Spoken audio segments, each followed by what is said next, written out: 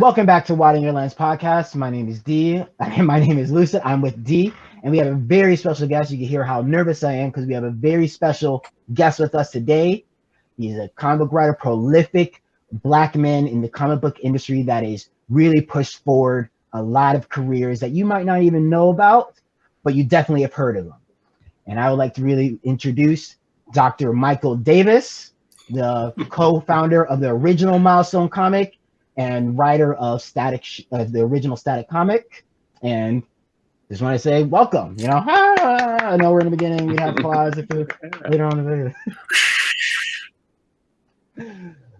I say welcome, Mr. Dr. Davis. I like. You did a little research, man. You did a little research. First of all, a couple of not corrections, but misnomers. Talking to you yesterday, I know that you know your stuff, and I know that you've done much more research than most people. But Milestone, the original Milestone, so that's Milestone Media. Comics is part of it, and that's important because what they're doing now was what we started 20-something, almost 30 years ago. Hard to believe I was involved in that company when I was 5. Not a word.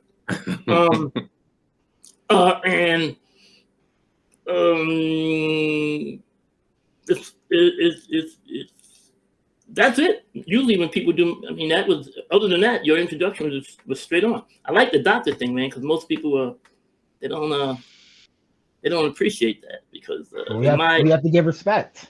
Well, exactly. That's a lot of work, a lot of time, a lot of sweat and blood and sacrifice to get to that doctorate. You're so badass, they just give it to you. Hold on, sorry. The most of the flack I get from that, because I don't use it. I'm just like, I only use it when, and as Black people, especially African Americans, anything, I only use it when I need to check somebody, right? You've all heard of this woman who was a doctor, and there was an emergency on a plane, and she went to help, and they asked her not only for ID, but they didn't believe her ID when she gave it to her, right? Yeah. So I've come up against that a few times, and I used to just shut it off. One particular time, sorry, one second, sorry. No problem, sir. Yeah, I had open heart surgery, not like 8 months ago. So when I get a cough, I get all freaked out. If I die on your podcast, I'm blaming you. Okay. Well, hopefully there's some good will come out of it. That's words. I thought we filled out all that release paperwork.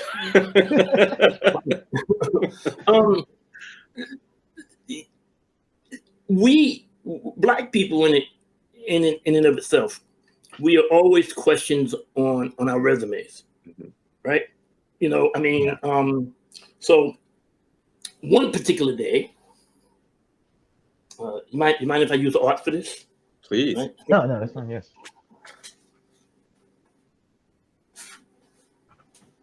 So one particular day, I'm at this restaurant in, the hotel, the W in Brentwood, California. I hate Twindy shit. I just hate it. I lived in a Twindy neighborhood, Tribeca in New York, and so all these gentrified Twinder. It's just, I have no.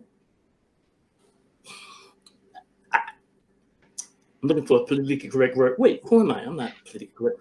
I have no time and patience for people who assume that wealth or status makes you a better person. None whatsoever. So, but also I'm an advocate of women, and 3 of the 4 women that raised me were murdered. So I'm always conscious of women in certain situations. So I was at the W, and there was these, for lack of, I don't say this in a prejudicial way. I'm saying it because they were not acting like men. They were boys. There were these white boys. They were bothering this white woman. So I roll over there and I'm like, why are you hitting on my sis? Right? And she was clearly a white girl. She was not my sister. Right? And I'm like, you need to step off. And they were in business suits. And I was actually there to meet somebody that snapped their fingers. Damn, it will come. Oh man, I have a hard time. the singer, Chris Brown. I'm there to meet Chris Brown and his people. So I'm sitting there, and so they leave because they punks. And she's sitting there by herself, and we start talking. She works for Disney. I reminded her that we pitched Static at Disney, and Disney said no. Mm-hmm. How they like us now. Although if it would have been with Disney, it would have been a movie 20 years ago. Yeah. Right. So, what this woman was very much like your son. She didn't have a beard, but she was really smart. You know, she was really on point, and she was woke. So, what you do, pay attention, young people who are listening to this. What you do when somebody's in proper etiquette, when somebody hands you your card. In America, most people don't even look at it; they'll just put it in their wallet immediately, right? In proper etiquette, and in Japan, while you're talking to someone, you hold your card in your hand as a show of respect.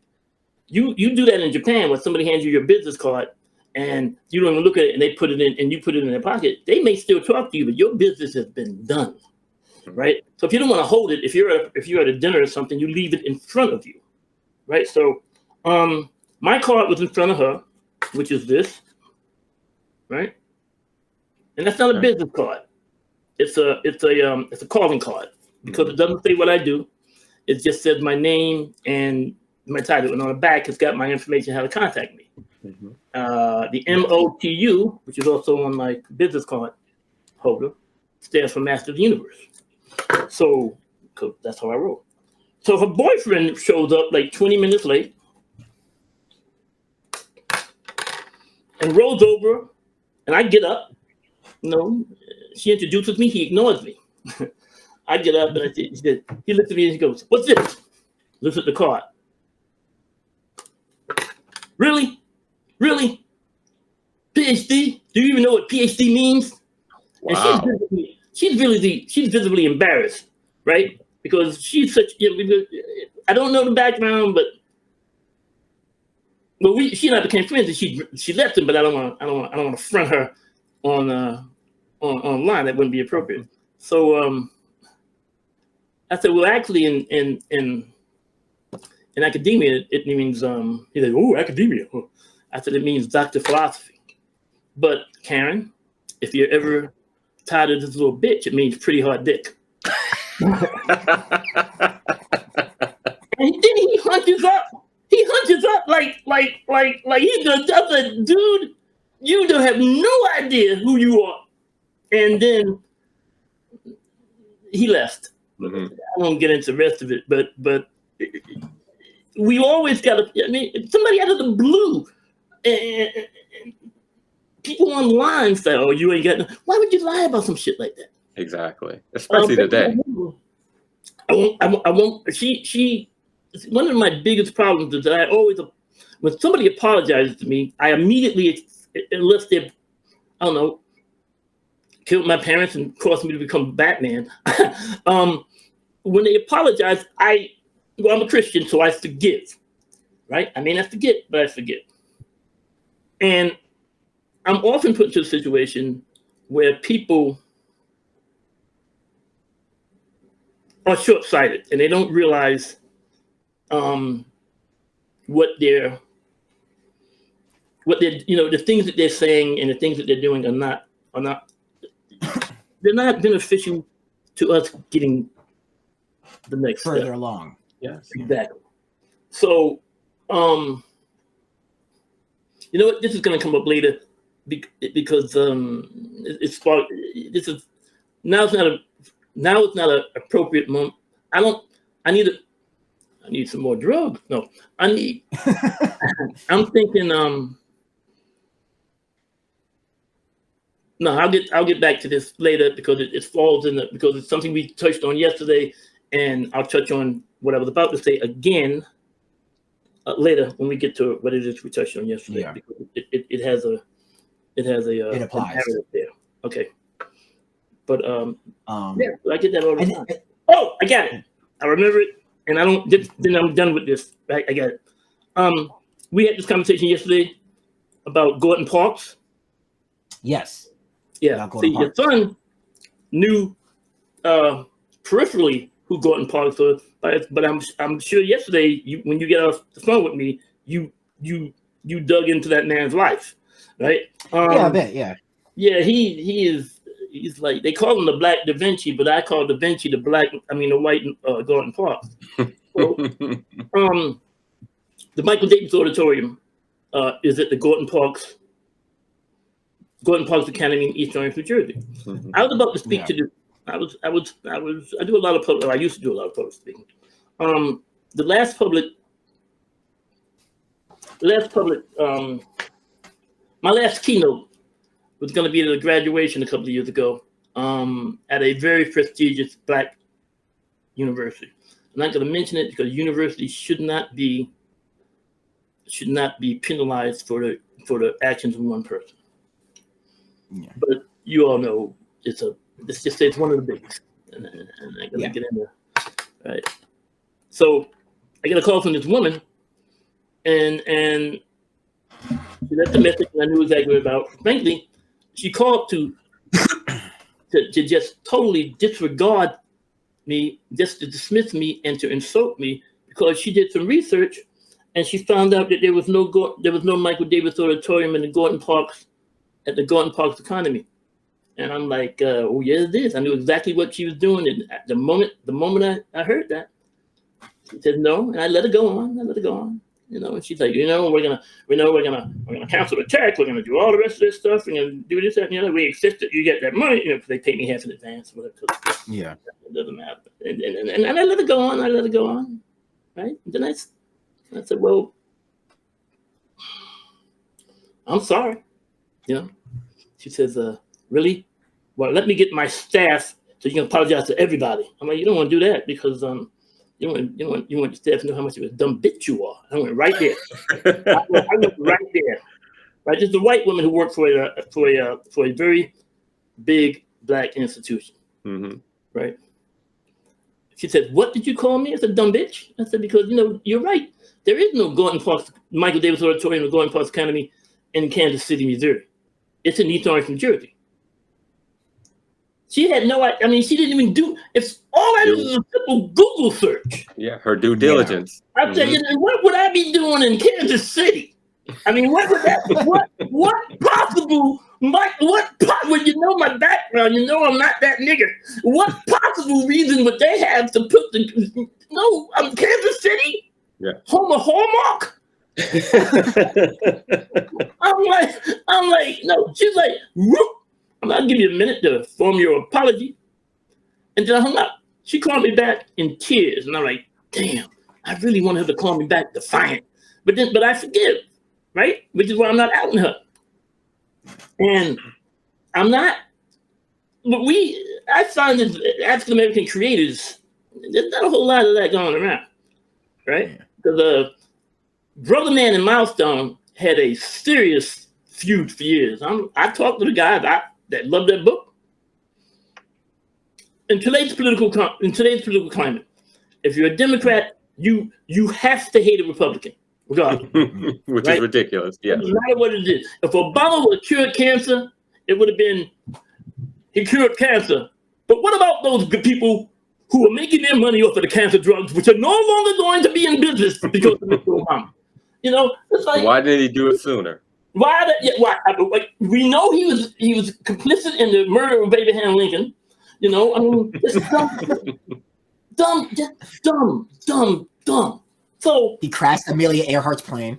He knows where Amelia Earhart is, but refuses to tell us.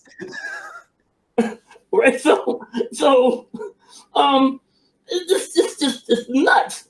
But the minute a lot of people in the comic book industry, period, the minute something goes south and you don't like somebody's situation, all of a sudden their work sucks. That's crazy. Mm-hmm. I do not like Elton John. I used to be the biggest Elton John fan on the planet, and almost got my ass kicked when I was a kid. And I was 8th grade or whatever. When you get, remember those? Your dad, I remember these youth corps jobs on the summer. Yeah. I remember. It's basically a way to keep kids off the street. Mm-hmm. So my first paycheck after I cashed that, I went to the store with my boys, went to the record store.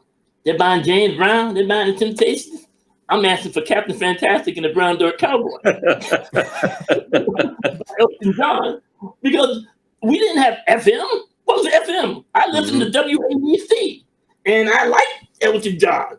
So, but this is a man that used to get on that used to perform "Candle in the Wind," and this is a song about Marilyn Monroe. He changed it to be about Princess Di. He used to perform that song in a Donald Duck outfit. My son doesn't know anything about that, but I know exactly what you're talking about. I've seen the stuff. Like, I'm familiar with Elton John. Yeah. I remember his costumes. Yeah. So yeah, the glasses, this and another, and bringing back memories, dude. But then you remember this? Remember Life is Beautiful? That film. Life is Beautiful. It's about a concentration camp. Anyway, it won Best Picture. The guy who wrote and directed the picture got up and lost his mind when he won. Lost his mind. He's stepping on chairs. He's doing stuff. He's running around the thing. And Elton John is on the after Barbara Walters special where they interview people, because he gives this big Oscar party every year, which I've been to. It's really nice. And he's like, well, what did you think of the nominees this year? Well, it was a beautiful film, but that was just such an ass the way he accepted it. Just from the guy that used to dress up like a duck. Like a duck to sing a song about a dead idol. Seems to me she lived her life like a quack candle in the wind. I mean, it's just people forget what they say, and then all of a sudden they're better than something. This guy didn't do half as much zany shit as Elton John did, but now Elton John's now so big now because he's Sir Elton John. Sir, whatever. So I don't do that, and that's been a big problem for me in the industry and among some African American creators because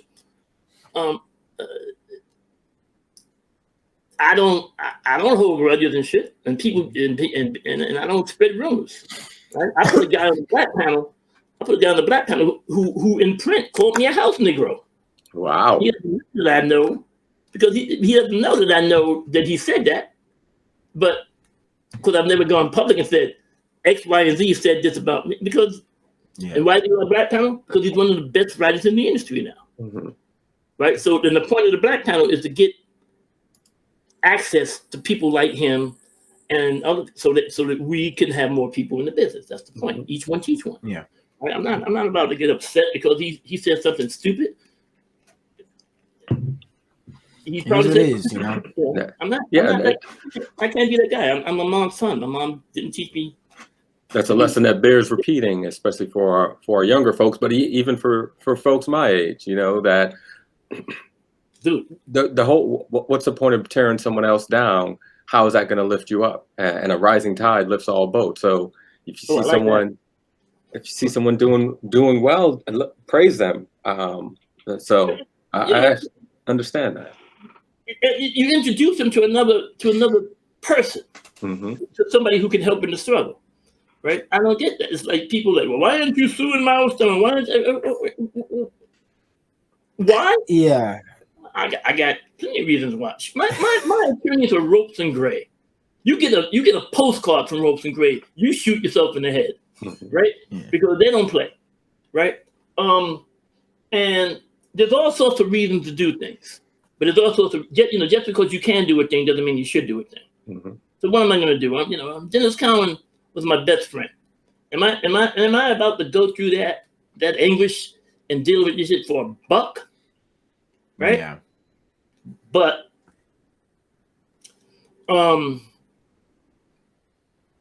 that doesn't stop me from voicing the fact that, Static Shock was my baby. I'm a co-creator. I did not come up with Static by myself. But here's what I didn't come up with. The name. Everything else is on me. Yeah. Yeah, as I read that Sharon was based off of your sister, your mother, my sister Sharon Hawkins. My cousin's name was Alan Hawkins. The original name of Virgil was Alan Hawkins. Dwayne, in another stroke of genius by Dwayne, changed it to Virgil, right? Because of the lawyer from University of Florida, right. the great activist. So my mother's name was Jean. Guess whose Static's name was Jean? My sister's name was Sharon. Static's name was Sharon. My stepfather's name was Robert, the only father I ever knew. Static's father's name was Robert. Best friend Richie. Everything down to the students who were in my class are in their Bible. I wrote that Bible. Wow. Yeah. I wrote the Bible. And here's the thing. Strategically, although I respect what they're doing at Milestone, strategically it's a bad move to cut me out of anything, because the mainstream press will find out. Marvel was smart. Most of the things that came from the Black Panther movie came from a white boy, Don McGregor. Don McGregor, 90% of what you saw in 90% of what you saw in the Black Panther movie was from shit that Don McGregor wrote. Right? Now, Don McGregor did all sorts of news for. He was on Today's Show, the Tomorrow Show, the Yesterday's Show, the show, the future. Don McGregor was interviewed by everybody and their mother. Now, one of the reasons is Marvel Comics is smart. What you don't want to do is ignore him, and then right before the movie comes out, the white man behind the Black Panther. Do you really think that would not have translated into because the Black Panther was made a blockbuster by Black people. Yes. Black people made that the biggest thing in the history of Black cinema. And it was Black people who wrote it, Black people who directed it, Black people who, I think it was that was a Black production, right? Yeah. So Statics, but here's the thing. Black Panther, which created by Stan Lee, was a friend of mine. Stan and I used to have lunch every month. Marvel Productions was in a building in Westwood, California. Marvel Productions was on the floor above my office. My offices were at Showtime at the time. Oh, y'all didn't know I had to deal with Showtime. A lot of people don't know that shit. You know what I'm saying? Stan's office is right above me. Right now, I had a really great office because that was the office that was available, not because I was running shit at Showtime. So, and we would have lunch, and he told me, he said he created Black Panther because the Black Panther needed to be created because Black people needed to see something that represented them. This is Stan telling me this shit in 2001, right? Now, this is when nobody was paying attention to Stan, right? This is when Stan was walking around in members only jackets, and he was doing his thing. He was Stan Lee, but he wasn't Stan Lee. Yeah. You know? Well, yeah, because that was prior to the MCU, where now everybody loves Marvel. Yeah, but he's still a recognized figure. I mean, Stan is a smart guy. He said he didn't create the Black Panther as a Black superhero. I mean, as an American superhero, because at the time, in the stroke of genius, he called it the Black Panthers when the Black Panthers was like #1 on the FBI get list. And he called it, hey, this is an African superhero. And Stan used to do college tours. Stan would go out and speak to colleges all the time, right? So the FBI is talking to like, why are you doing this? Right? There's a comic book. That's genius. So that's the history of the Black Panther. Static, however, is the most popular Black superhero ever created by a Black team. Period. Static's been off the air for what, 20 freaking years? And you go online right now. 2004. So nobody almost said 20 years. Math on this damn interview, man. So no, I'm just that big of a fan that I'm thinking Carry like, the One. 2004, yeah. Yeah, Carry the One. I mean, it's been a syndication, but it hasn't been. There's been no new Static episodes in 20 years to 7 years. And it wasn't. And at the time it was taken off the air, it was #2 on the planet, behind Pokemon. Yeah. You know, occasionally we used to beat Pokemon. Right? Now, why did they take it off? Well, because they didn't want a Black superhero. No, they took it off because that's how animation runs. Unless it's a primetime animated show like The Simpsons or Family Guy, right?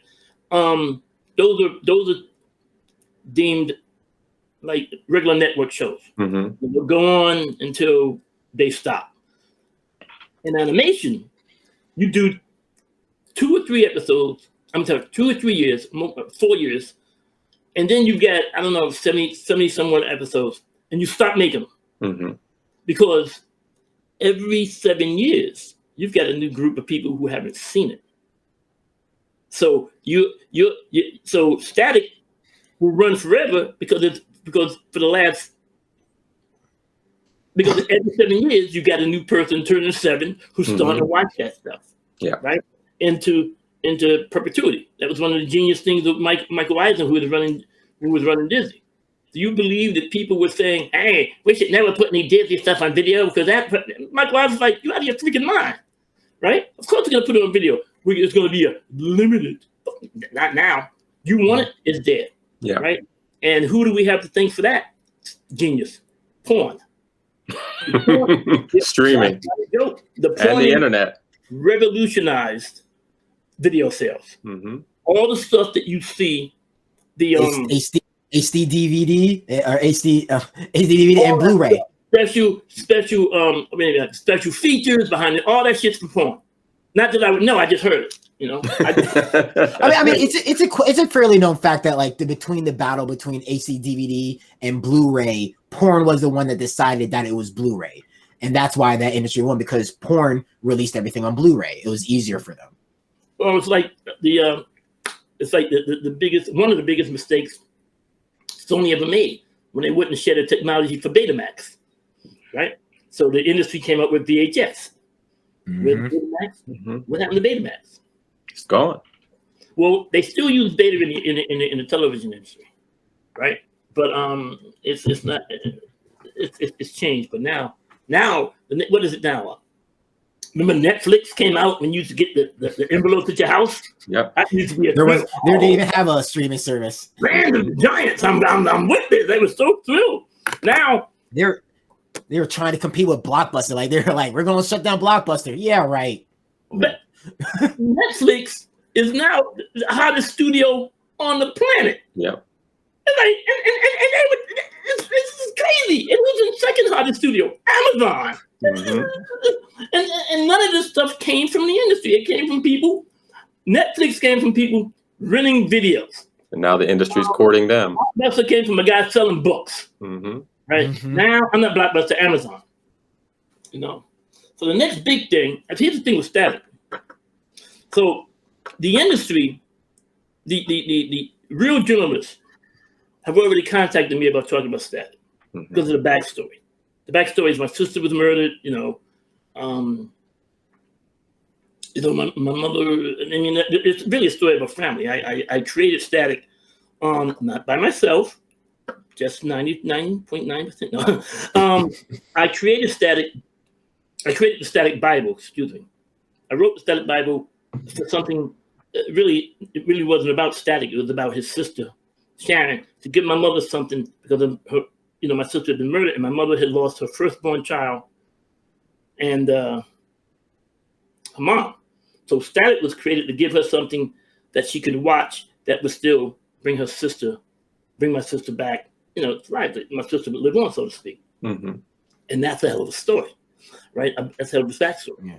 Now, there are people who have consistently tried to distance me from that. And it's not like I don't know what's going on. I see shit clearly. It's like when I was talking to your son yesterday, I'm sorry, when I was talking to you yesterday, I showed him proof of my foresight, so to speak. I write things down before they happen, and then they happen.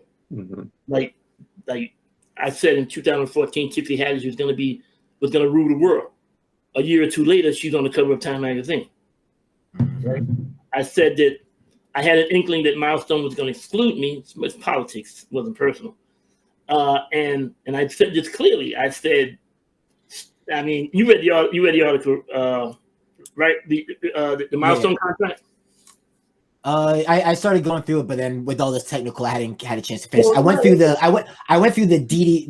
one about where you're mad about the guy that misconstrued your article and tried to I went through that one for sure. Yeah, but the other one you read it with me online. Remember the strike? Oh yes.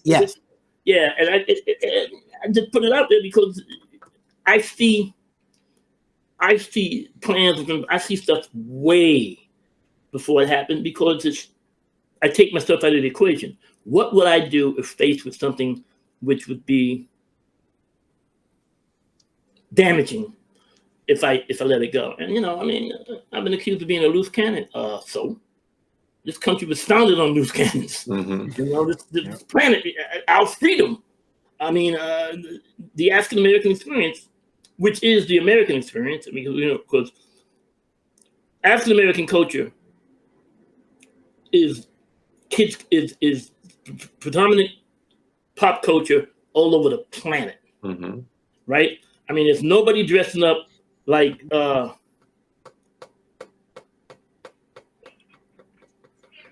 somebody will dress up like Britney Spears for a second, but whole generations try to emulate Black culture. Exactly. Right. In Japan, they're not big fans of Black people as a whole, but they love the way we love the way we get down. They love b-boy. That's something I learned when I started breakdancing in my youth. That's something I realized, like, man, the Asians love breakdancing. Yeah, they love it. They love our music. They love breakdancing. But God, can some of them be racist? But it is what it is. So, Dr. Davis, your experience with DC and Milestone Media, how does that affect you moving forward? What based on what you plan to do in the future, how are you going to learn from that experience or take that experience into the decisions you make? I'm gonna roll up the little motherfuckers. I'm gonna go give it. Demonetized. Isn't that real? It's an airsoft gun, everyone. Don't demonetize that shit. Yeah, just so we're clear. It's just a prop, guys. Not anymore. No, it's not. Hold on a second, just a minute. I can't. Bam! Oh no, just a bad joke. Damn it! Come on out here. Yeah, it is. But yeah, no, I did like his question about how do you think that has this stuff with DC and Milestone changed how you plan on going forward with all your deals, and how you plan to work with people? I can tell you exactly what all right, you see that in the bottom? That's the screw that tightens it. That's still that's in the gun. It's not real. Okay. It's real. It's proof. But it shoots BBs. It'll hurt real bad. Oh no, you can kill somebody with one of these motherfuckers. But it's not a real. It's not a firearm. It's a rifle. I use it in my work.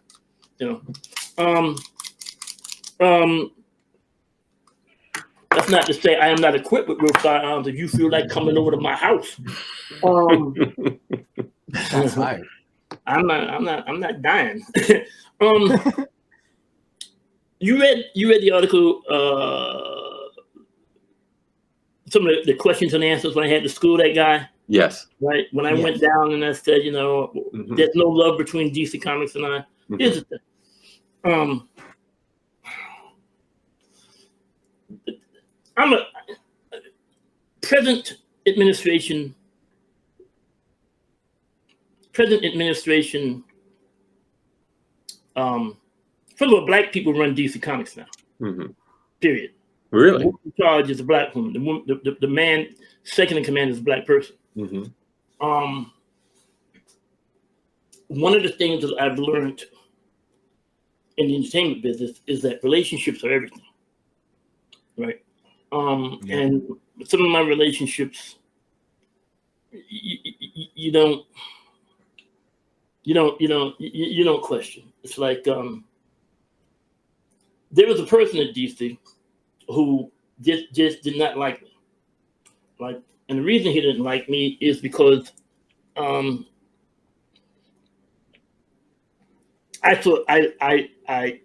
tell people what I think. We were at a meeting when we were setting up Milestone. We were at a meeting with the powers that be at DC, publisher, president of the company, and the marketing guy. Right? Publisher is Jeanette Kahn. The editor of the company at the time was Paul Levitz. The marketing guy named was Bruce Bristow. Bruce, who knew his stuff, but knowing your stuff doesn't mean a damn thing in the Black community. You sell to the you don't sell to the Black community. You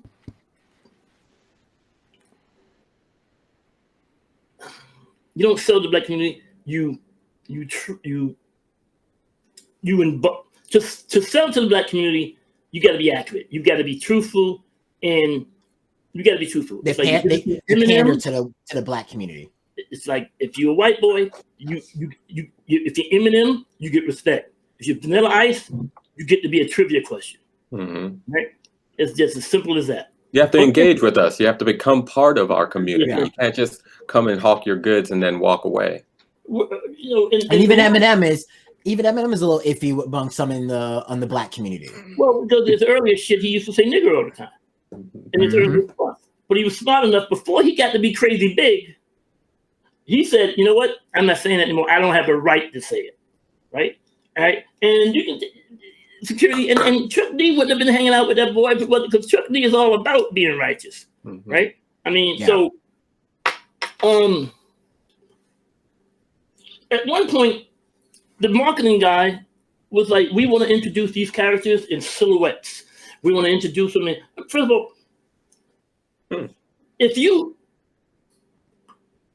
that was a bad idea, right? Because nobody had ever seen the characters before, so you're going to introduce them as figures of.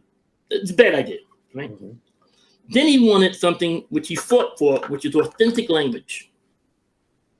Now, to him, that meant fuck, shit, damn, your mama, dick, suck. You know, it means all the stuff he hears on really bad written movies about Black people. That's what it meant. And being from the hood, I will admit that there is that language in the hood. Yo, man, I get it. I'm there. Whether or not it's authentic in all parts of African American history, no. I mean, American culture, no. Right? I'm not walking into my job at Merrill Lynch going, "What the fuck is up, D?" I'm not that guy. Exactly. I'm not doing that. And as a father, I'm not letting my 10-year-old kid bring home a comic book with those words in it. And that's what the freaking problem was with me. But I wasn't supposed to know that because I was just an artist. At the time, I'm being an artist, I was living better than everybody. I was living in a $3 million loft, right?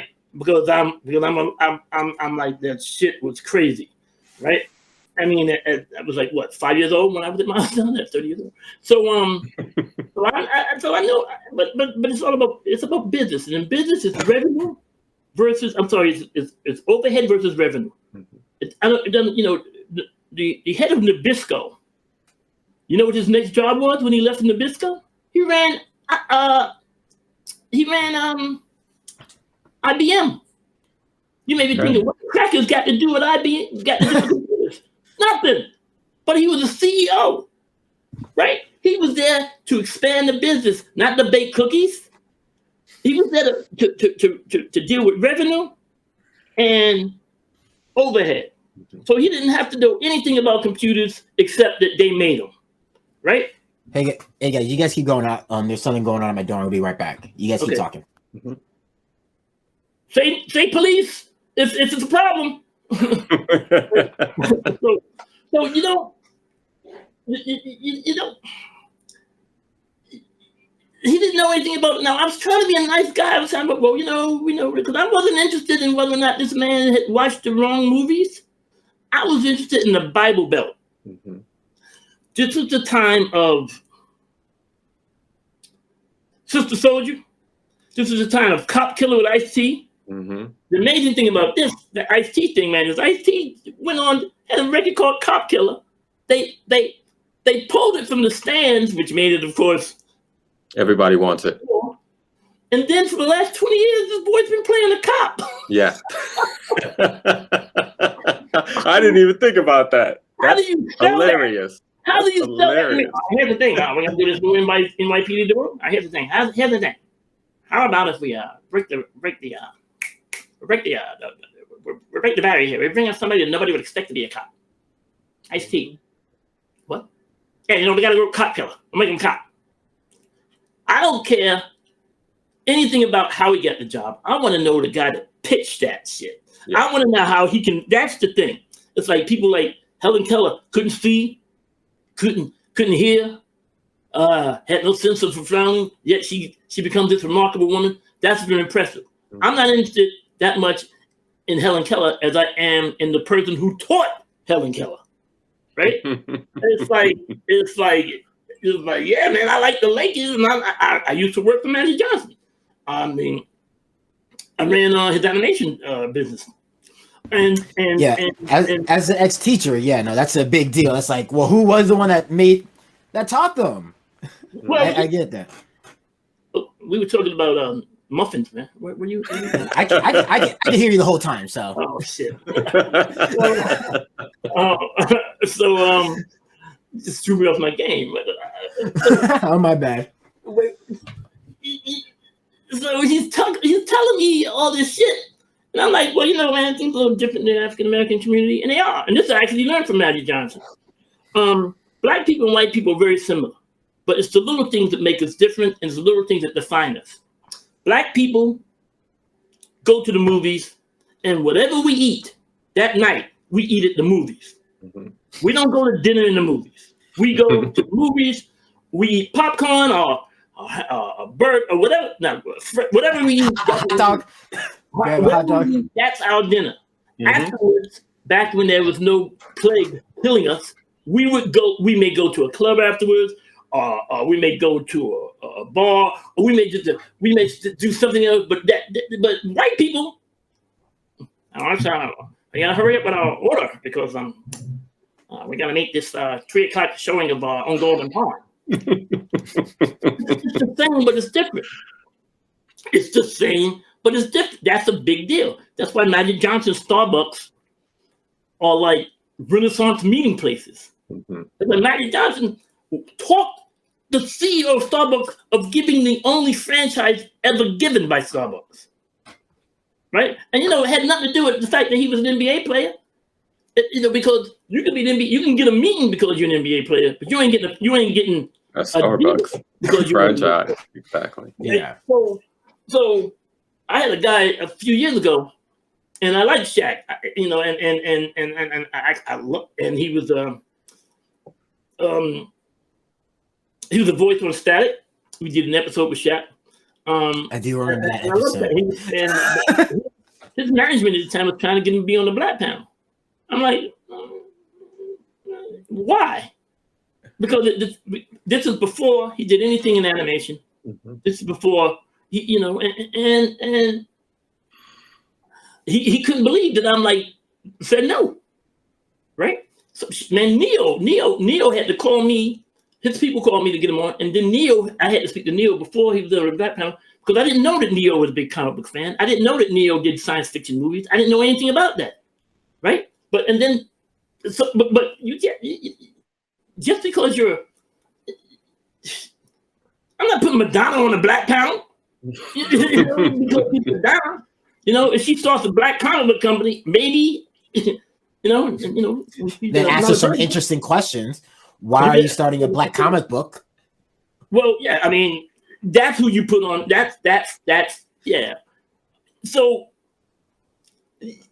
I'm not kissing anybody's ass because they got juice. Shit, I got juice. When I died, I trended worldwide. When I died. For your viewers, somebody hijacked my social media and identity theft me and said when you try again. You don't want to go through that, but yeah, what I should have did was not come out and said I should have stayed dead for 3 days and then came back. Okay. Should have Jesus. Just Jesus him. Exactly. Just Jesus him. So I'm talking to this guy, and I said, Bruce, these we're not going to sell you the book. No, these got to be authentic. Damn the sales. Damn the sales. Exactly. I mean, all right. So I'm like, what's appropriate? Well, we got to use the word shit. I said, okay. I said shit. I got a movie I made about this bitch. I did a 3-minute movie about exactly what happened. I'll send it to you, right? I said, I accept shit. He said, what about fuck? I said, well, there's a lot of fucking in the hood, right? And then I said, all right, Bruce. And I looked at him like this. I said, Bruce, it's profanity all right with this podcast? Yeah. Mm-hmm. We're fine. Yeah, you're fine. I can't tell you if YouTube won't. I see that YouTube's been muting the cuss words for people, so I don't have control if this YouTube decides to mute your words. YouTube. I can. There's there's shit on there. Anyway, but this is what happened. I'm not just saying it to be broad. Yeah. Right? I said, Bruce. And I looked him right in the face. I said, Bruce, what about sucking my motherfucking dick, you bitch? Is that acceptable? Is that acceptable? Is that something we can get away with? Right then and there, I had made my point, and right then and there, my relationship with DC was over because the head of DC at the time, that was his boy. And that was the second time I put his boy in check. The first time was when I went into his office, he had a picture of a Porsche on his wall. And I'm a car guy. I like cars, right? I'm like, this is nice, man. He says, well, maybe one day if you work hard, you just one of these. He didn't do that. Oh no, he did that, and I was like, oh really? Because I had keys, right? And let's just say my keychain was the Porsche 944, the entry level Porsche. It was an entry level Porsche. Yeah. Right. The Porsche with a Volkswagen engine. Newsflash: Volkswagen owns Porsche, right? But so that Volkswagen engine was also in the Jetta. All right, so I'm like, he's like, anybody can buy a keychain, right? But my car was the state of the art, no joke, sports car. Yeah. So he dismissed me. A couple of weeks later, I'm coming out of DC's parking lot, driving my Beast. I'm like, Bruce.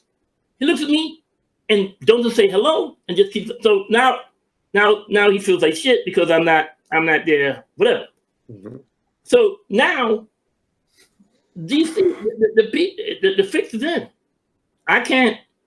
I'm done at that point. And it became very hard for me.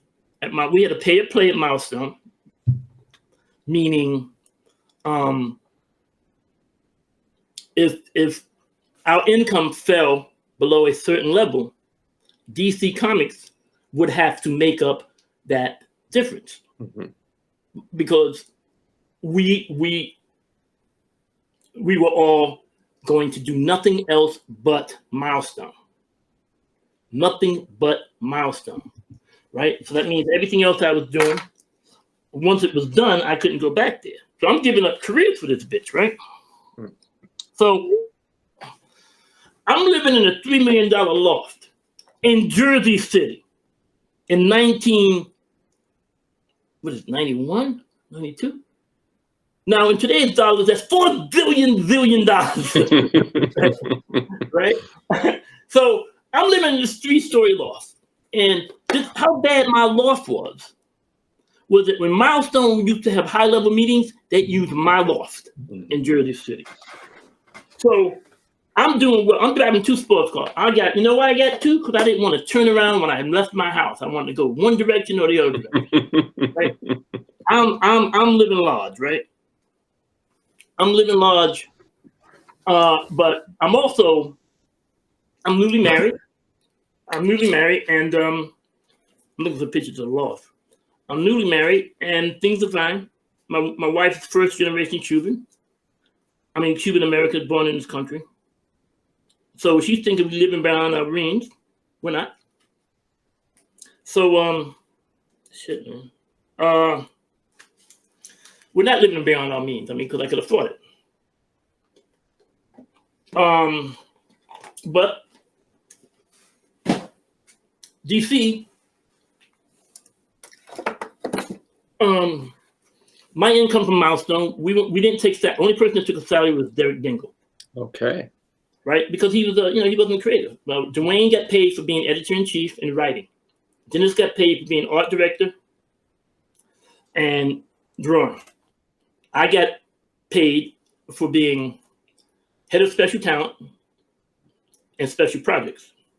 I was in charge of the press. I was in charge of the conventions. I was in charge of I was in charge of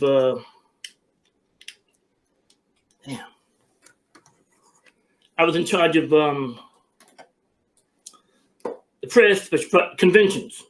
Milestone changed the way conventions were done at comics. I mean, panels were done at comics. So I was in charge of all that shit.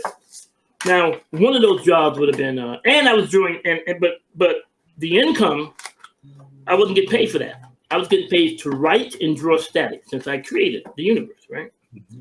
So I'm getting paid to write and draw static. John Paul Leon comes into my my mentor program, which is Bad Boy Studios, right? Bad Boy Studios has been cited all over the world as that's the view from the second floor of the loft I was living in at the time. Nice. That's the view from the second floor. So that's the second floor. The third, there was another floor above that, right? Yeesh. Oh, in this picture, okay, sitting on the sofa is John Paul Leon, right? Who recently died. Yeah. And standing up is Chris Sotomayor, one of the premier colorists in the industry. They were both part of my Bad Boy Studio mentor program, right? So that's how I'm living. So me and Dennis Cowan at the start of Milestone. Hard to believe I was 5 years old and looked like that. This is 27 years ago.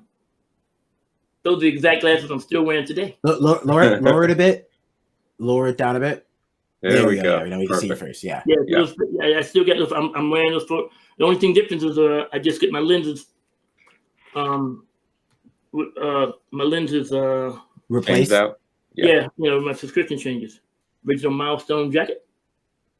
Oh man, I didn't even realize John really passed away. Oh, John Paul Leon? Because I was honestly, I was trying to. He was someone I was going to try to talk to when I was really putting together the podcast. I wanted to talk to everybody that worked on Static. Like that's how much of a fan I was. So he was on that list of people. Well, John was like a friend to me, and when he came into my class, the mentor program is a nonprofit. Nobody pays a thing. He was brought in by Bernard Chang. John. Did John bring in Bernard, or did Bernard bring in John? I'm not sure, but anyway, the way it worked is if you were in the program and if you bring somebody in, you're responsible for them. Mm-hmm. Yeah. So if they screw up, you screw up. That's just So some of the biggest names on the planet came out of my mentor program, and so when Haddish, Aaron Magruder. When I found Tiffany, now the difference is you knew about Tiffany. Well, I mentored Tiffany, but she wasn't in the program, right? Okay. And I mentored John. Yeah, but because at this time I'm in LA and the program was based in New York, and I mentored Aaron Magruder, right? Yeah. But I wasn't. But because the program is really class. It was a class. Aaron never attended class, but Aaron got what do you call it? Confrontation all the time, and the guy he was not a great artist at the time. I said, "What you want to do? You want to write?" Because that boy could, and I was smart man, genius. We'll get back. Smart commentary. But so this guy, so DC really, they didn't pay me for anything. And remember, I'm working. And I got all this money in the bank. And I'm paying all this money in the bank for my 2 cars. This loft, that's another view. I think it's from this from the 3rd floor. Okay, you can see right where the beams are is the start of the 3rd floor. All right. I'm gonna have to find that loft. Yeah. Okay. Oh yeah. Yeah, you see it's definitely I definitely see $100 million right there. Well, In above the today's money. fireplace is a William T. Williams painting. William T. Williams is one of the most prolific and recognized African American artists, period. And then there's my paintings for Shadow, Shadow #1, and then there's the abstract pieces by an artist named Betty Blayton Taylor, who started the Children's Art Carnival, which is the Museum of Modern Arts Art School, and she's a phenomenal artist in herself. And this is the view from my Tribeca home. That was the view. That's a cityscape. That's why I can never stay there, even when I'm in New York for business, because my view is the World Trade Center. Yeah. Right. But man, I tell that to people, oh, yeah, how'd you afford that? So this is how I'm living, right? And when I found John, I put John on static. I'm gonna write. I'm still writing it, and then I'm like, I'll draw something else. So I moved over to Blood Syndicate, right? That was gonna be. Now I work for photographs. I don't know if you guys ever seen me, man. I work, but I'm so talented. But I'm remember picture Beyonce. You don't see it. Well, she left that at my house. Interesting. Did you see The Color of Comics? No. Oh, dude, man, you got to see The Color of Comics. The Harvey Kurtzman. Harvey Kurtzman has a series on comics, and the Milestone episode is called The Color of Comics. There's a lot of stuff in there you guys to check out, right? I'm writing it down. I'm gonna watch it. Yeah. You'll see this building. That's a polygram building in New York, right? Right. When there's a time in there's a moment. Hold on a second, let me see if I can do this. There's a light here, so I'm getting it out my face so you guys can see me. There's also, so there's a moment in the series where they talk about how Milestone moved out of their business, out of their offices, and they moved to DC's offices. These aren't DC's offices. That was the Polygram building. This is where my offices were when I ran Motown Film and TV. Okay. Right? But the impression is that but that's all right, man. That's what you do on TV, right? I mean, it's no big deal. So, I moved over to Blood Syndicate. Then Larry Stroman becomes available, and at the time, Larry Stroman is a god. He's doing Tribe. He's selling them. I was like, so, let's let Larry Stroman do Blood Syndicate. I'll do a Milestone graphic novel, right? Now remember, long story short, DC didn't pay me for shit, not a thing. So now my income is dwindling, but I'm still working. I'm still going out. I'm still doing the conventions. I'm still doing all this stuff, man. And when Milestone hit, it was a pretty big splash. All that advertising was me from the Milestone end. From the DC end, it was Martha Thomas, who's a phenomenal PR human being. But all that special shit, man. You remember when we started Milestone? That's also the year they killed Superman. Okay. Remember, everybody remembers that. Yeah. So I wasn't. I don't think I was quite alive yet. If you don't remember, you said you weren't alive. What did you say? He was a baby. Yeah, I was either super young. You know about World War II, right? So, that's all I gotta say, right? Well, you know about it, but you weren't there, right? Yeah. Exactly. Superman helped to revitalize the industry, and not in a good way. So that was the biggest news on the planet, right? And also remember, the marketing guy wasn't really loving us anymore, right? So we weren't getting any press junkets and whatnot. So all the stuff from Milestones in, I hooked up. So at one point, they're having funerals for Superman, at retailers, and the news would cover it. So we went to one when they had a casket and a priest. They was doing this thing, and it was being covered by all the local news coverage, and they're giving Superman, they're giving a eulogy for Superman. So Chris Sotomayor and I worked out this thing. At the right moment, I went to Chris. I said, and Chris started saying, "Oh no, Superman is dead. The only one that can save us now is Icon." Right? That made all the news. Who's Icon? And this is when the deficit. So I'm doing all this for free, right? Mm-hmm. Not to mention the milestone. What do you call it? The milestone conventions were rock concerts. We changed the way conventions are done. Right? Up until then, this was a convention panel. And when I wrote Superman, I was really excited about the opportunity to work with Larry. All right, Larry, we really had a good job. Oh, with Lois Lane. Oh, she's a character that I really enjoy writing because not being a woman, but wanting to be. I thought it was really great. But we came in, and it was like we'd introduce people on the panel. I don't know how much did you see. It's a line of a milestone panel. Wow. Yeah. No, it was around the corner. Wait a minute. Right. But wait, there's more.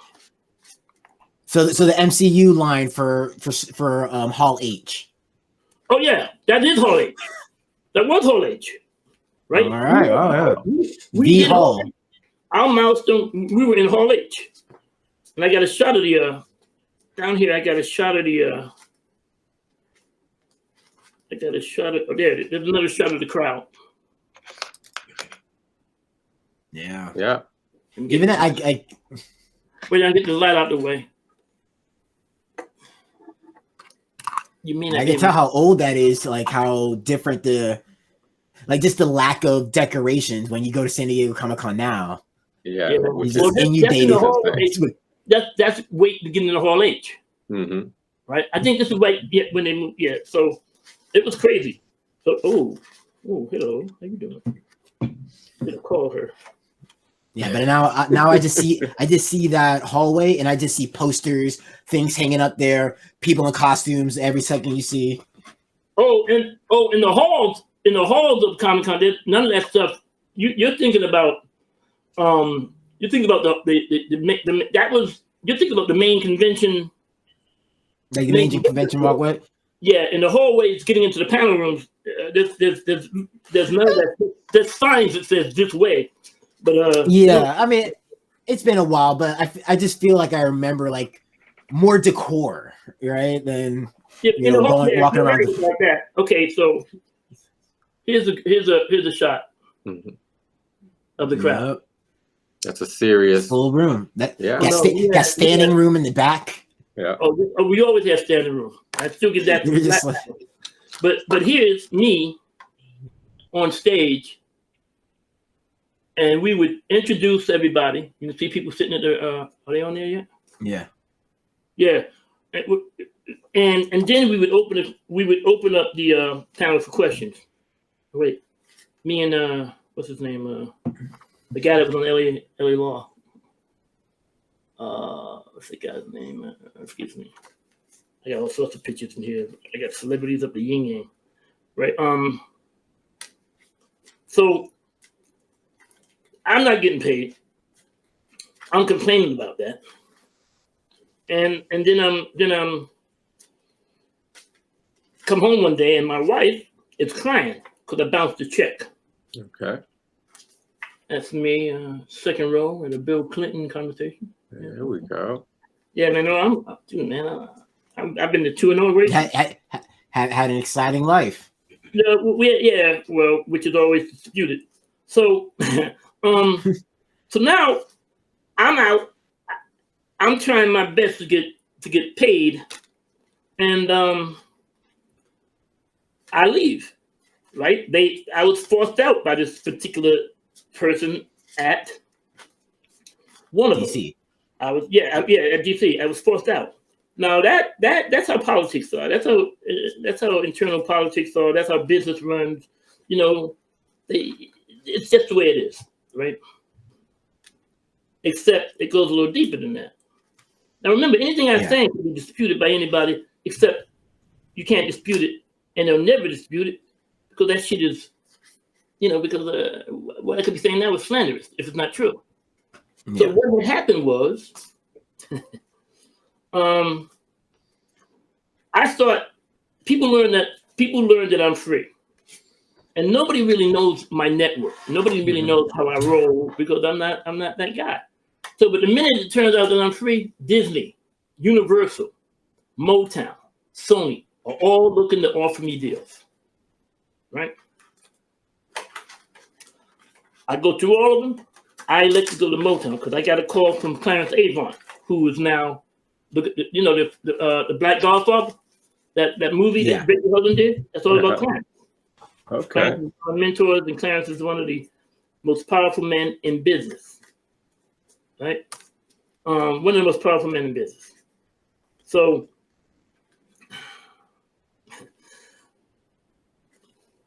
I get a little weird when I think about this. So I get a call from Clarence 3 o'clock in the morning.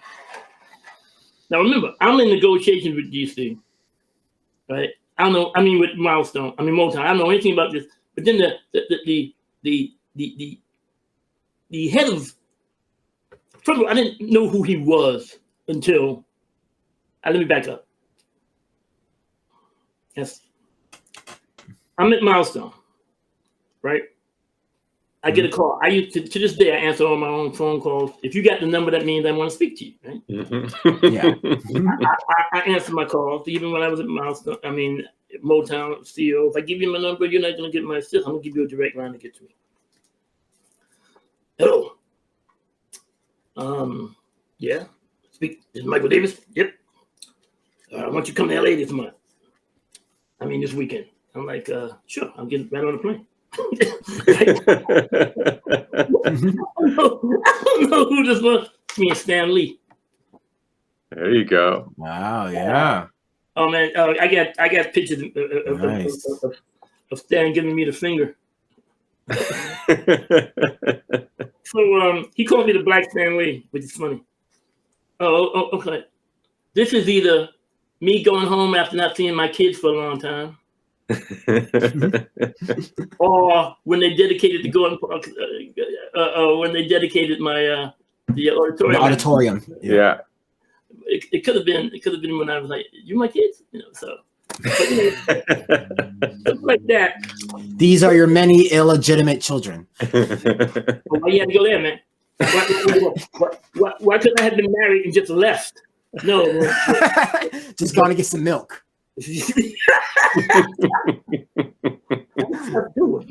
So now think about this. I'm 3 o'clock in the morning. I get a call from Clarence. Oh, I gotta go back. I'm in Motown. I get a call from Milestone. I get a call from Clarence. I don't know what's Clarence. I don't know anything about him. I said, sure, I'll get on the plane right away. He said, you don't know who this is? I said, no idea. Said, my name is Clarence Avon. Calling you from Taboo Records. He didn't say Motown. He said Taboo Records, right? Because he knew I wouldn't know what Taboo Records were. So I want you to do me a favor. I'm like, besides coming to LA this weekend? And he goes, I want you to come to LA, and then he goes something, and I say to him, you know what I should have had I keep detailed journals, right? And I could have read from that, but that's too much trouble now. And he says, anyway, something made me say his name out loud. That's something like, so your name is Clarence Avon. When I said that, Dwayne McDuffie was walking right past my office, and he heard Clarence Avon. Okay. He stops, and he goes, that's Clarence Avon? I'm like, what is that? He indicates for me to put it on speakerphone. So I put it on speakerphone. So I want you to go downstairs, and I want you to get a copy of Newsweek. And I'm like, sure. And Dwayne's like, yeah, hangs up. He goes, what do you guys talk about? I said, this guy called me out of the blue and told me he was there. He said, Clarence Avon is one of the most powerful men in the entertainment industry. I'm like, okay. Then he talked to me some more. And then I'm like, something clicked in my head. So I went downstairs. How did he know that we had a newsstand in the office? I mean, in that building. I brought a copy of Newsweek. It was the entertainment black music issue. It had a trifold, not a double fold, a trifold. Mm-hmm. 1, 2. So like one. It was a family tree of all the power brokers in black music. Michael Jackson, Janet Jackson,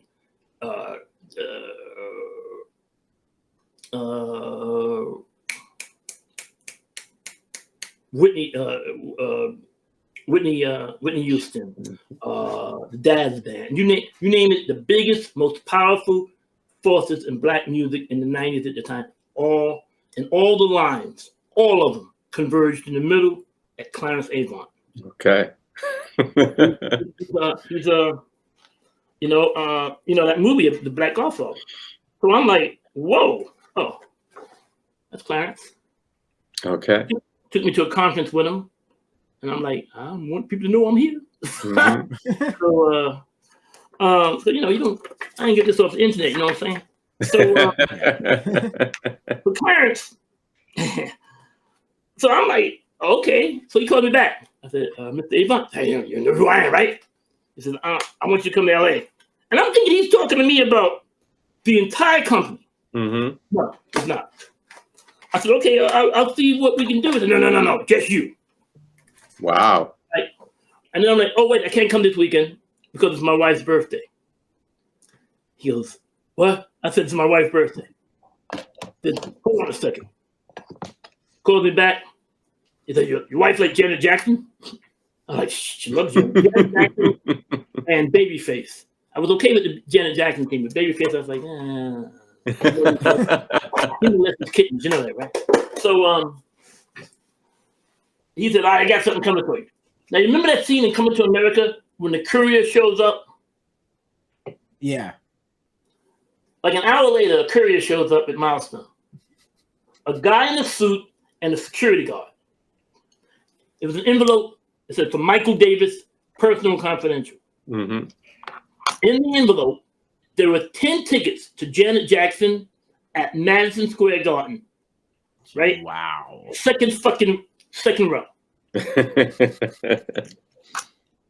And in the box, there was a gift for my wife, which to this day, I have no idea what it cost, but it had a courier with her. Mm-hmm. I can't accept this. It's not for you, for your wife. Right? I'm like, and I was like, she said, if she doesn't want to go, give it to somebody else. He respected the fact that I wasn't. Anyway, my wife was like, yeah, you got, I don't care. And she said, so I go to LA, find out that the Milestone, he had meetings with Milestone without me. And Milestone had meetings without me. And I'm sure that those meetings without me had a lot to do with the fact that the powers at DC did not like my swagger. Mm-hmm. But one of there was a holy trinity in Hollywood at that time, black community. The biggest and the baddest. Clarence Avant, Ron Sweeney, Quincy Jones. Okay. I met Ron Sweeney by accident. Had no idea who he was. Started talking about something, took my information down, told me about Milestone. Him and Clarence are in business on some level. So Clarence comes back from the meeting with Milestone and let's just say he wasn't impressed. Ron said, what did you think of Michael Davis? That there was no Michael Davis did. That's why I got the call from Clarence. Oh, okay.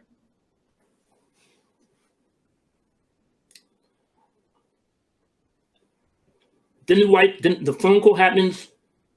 I come home. My wife is crying because we bounced the check. And I kept all this shit from her. She didn't know I hadn't gotten paid for 2 years. Right? The next day I go in and I tell Deb, you better do something. This needs to happen now because this is bullshit. Right? Mm-hmm. At this time, they owed me a grip. Now, we had this big meeting where I go in and they're discussing what it was, and they had my tax returns. And this fucking lawyer's like, oh yeah, this is what you made last year? Now, what I made the year before was 6 figures. How am I living in this loft? Mm-hmm. Right? How am I living there? How am I driving the two $40,000 sports cars in 1991? Mm-hmm. How am I doing that? My cocaine business wasn't that great. So you're gonna call me a liar? And I'm like, because what I had the right to do was petition them for my income from my cost of living could not fall below what it was the year before. Mm-hmm. But all I did was take income from static, which I was never paid for, income from writing it and drawing it. And then when I gave that to John and then gave Blood Syndicate to Larry Stroman, I was going to do a graphic novel. You know what they had me do? What's that? Tryouts. What's that? Now, I'm living in a $3 million loft. I've got paintings on the wall from artists, which sketches go for 20. I'm living pretty freaking, and 90% of that money is from my work as a mainline illustrator, which I gave up. Mm-hmm. Right, and the rest of it is coming from speaking engagements, all the rest of the stuff. So I'm doing okay, right? And this guy's gonna dispute that, and then they give me a tryout story, and they reject the tryout story. I never touched that freaking trial. I laid it out, but I never touched it. You know who did the tryout story? John Paul Leon, Bernard Chang, Stephen Harris, some of the biggest names in the industry right now. I laid it out, and they were all in my studio, and that's what you do when you have a studio. Mm-hmm. And these guys were all. John was working on Static at the time. Bernard Chang was doing Dr. Mirage. They were all working professional, and these motherfuckers rejected it because the fix was in it. Mm-hmm. I'm like, all right, now just pay me. Just pay your play. They did. Mm-hmm. Now I'm about to do this deal with Motown, right? Mm-hmm. Now I know I got a pretty good shot of who Clarence was by looking at that Newsweek article. I get out to Motown.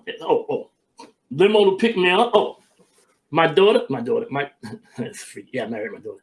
My wife, her friends, a limo to pick them up. Mm-hmm.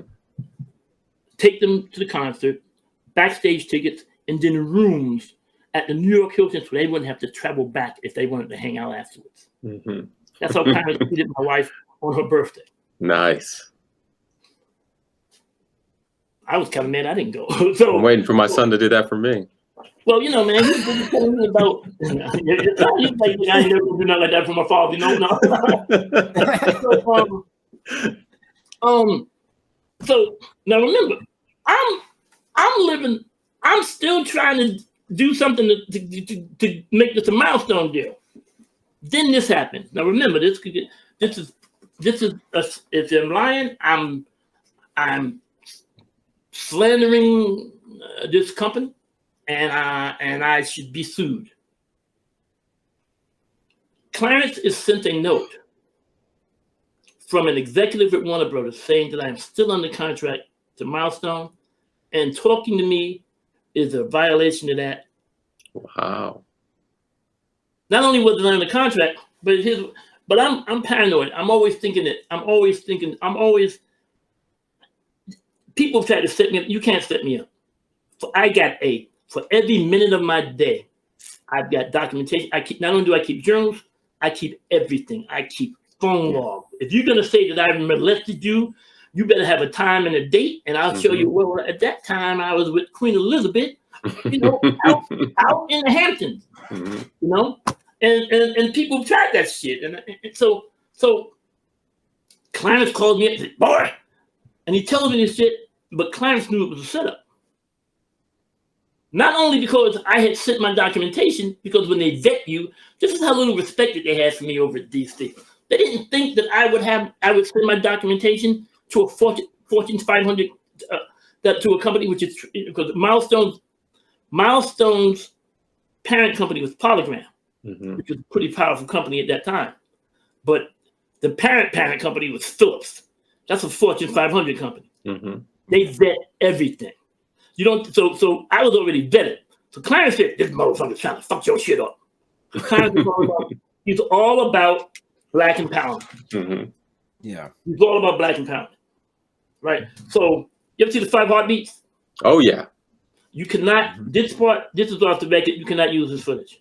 Okay. Make a note for. You cannot use this footage. But I'm gonna give you for about. I'm gonna give you 1 minute, story. 1 hour and 20 minutes. Make a note for that. All right. Remember, my attorneys are roped and great. Remember that scene where the guy goes, "I want to talk to you about my royalties," and the guy goes, "Business hours is 9 to 5." Mm-hmm. Then they hang that bitch out the window. Yeah. Remember that? yeah, I remember that. You know they were hanging out the window in real life? No, who's that? Sam Cooke. Oh. You know who was doing the hanging? Was it him? Was it Clarence? Wow. Clarence Avon. That's how he rose. Right now, what happened with that? You know what? Clarence respected that move and gave Sam the rights to his masters. Mm-hmm. Okay. Because Clarence respected that, mm-hmm. right? But that's what I'm gonna say about that. So now, Clarence is like, "This motherfucker's always gonna be a problem with you." This, that, the other. You know, and Clarence was gonna call Rich. Now you can get back on the record. Clarence was gonna call Richard Parsons, who was at the time running AOL, Time One. Richard Parsons, mm-hmm. who I know. I met him at my cousin's William T. Williams, the aforementioned artist. My cousin's the very first. My cousin is the first. Just to freak you out. My cousin is the first Black artist represented in the Jansen History of Art, which is the definitive art history book. Period. They use it at Yale. They use it at Pratt. They use it at any recognized art school in the world. Mm-hmm. The Jansen History of Art. When he got the call, he refused.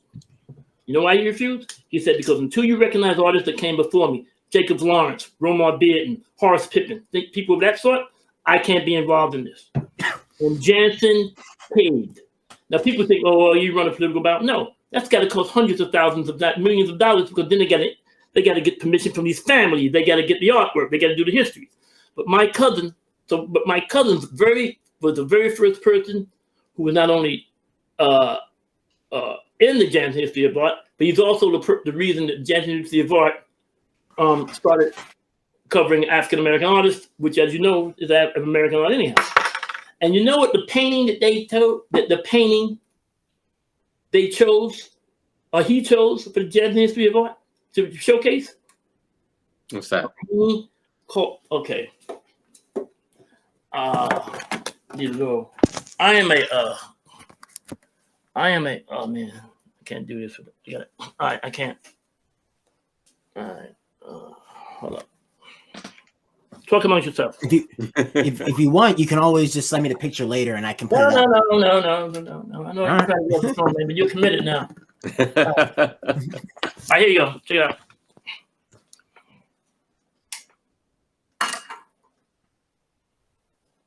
I am a Batman whore. See that? Okay. All right. See what's under my my rug? Yeah, we got you. All right, now that's one desk. This is the other. You're covering desk. the camera, by the way. Now you're covering the camera. Yeah. Oh, sorry. I'll start over. That's okay. See that? Yeah, we see No, that. we saw the Batman stuff. Yeah. All right. See that under this. Yeah. Mm-hmm. Under this one. Uh, All right. Oh no, I ain't messing around.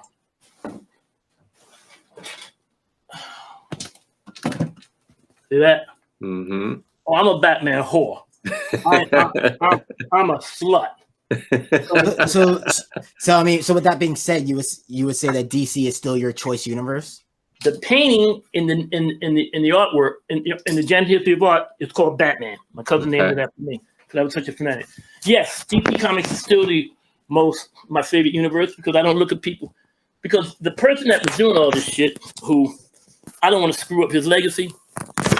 First of all, that's a criminal act, right? I mean, he literally.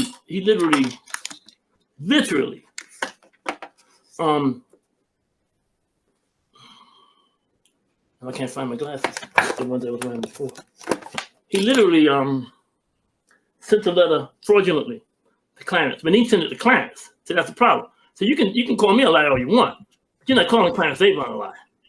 So, and also, years later, when I negotiated a deal for static merchandise, I was told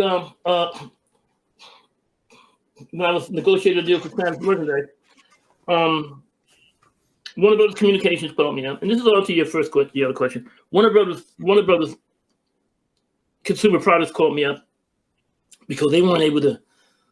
I'm sorry, my head's a little. Actually, Well, no, this is important because it goes to what you were saying before. I'm sorry, I'm so long-winded, man. It's just no, it's all good. It's all good. You're very much enjoying the conversation. So, yeah, let it be noted that I'm doing this J thing because my eyes are very sensitive. No, we understand. And I can't find the ones I was wearing before because my office is a mess. So I get a call from Warner Brothers Consumer Product, and I put this all in perspective. This is after I left, right? I was at Motown. I left Motown with the Viacom, right? And at this point, I'm about to do a deal with a company called Urban Ministries, which is the biggest black media company in the country since BET was bought by Viacom. So I get a call from Warner Brothers Consumer Products. They want me to see if I can get any deals for Static. I'm like, all right. Here was my deal, right? $8,000 a month plus 20% of anything, 20% of anything that I bring in, right? First thing I did was go set up a series of meetings with New York City. As I went to, first thing I did was set up a series of meetings with black advertising agencies, right? What black advertising agency wouldn't want a black superhero who was almost beaten Postman?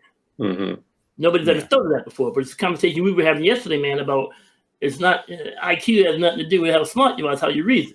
Mm-hmm. I mean, that is just that's a no-brainer for me. Yeah. A black advertising, hey kids, Static says eat Cheerios. I mean, come on, right?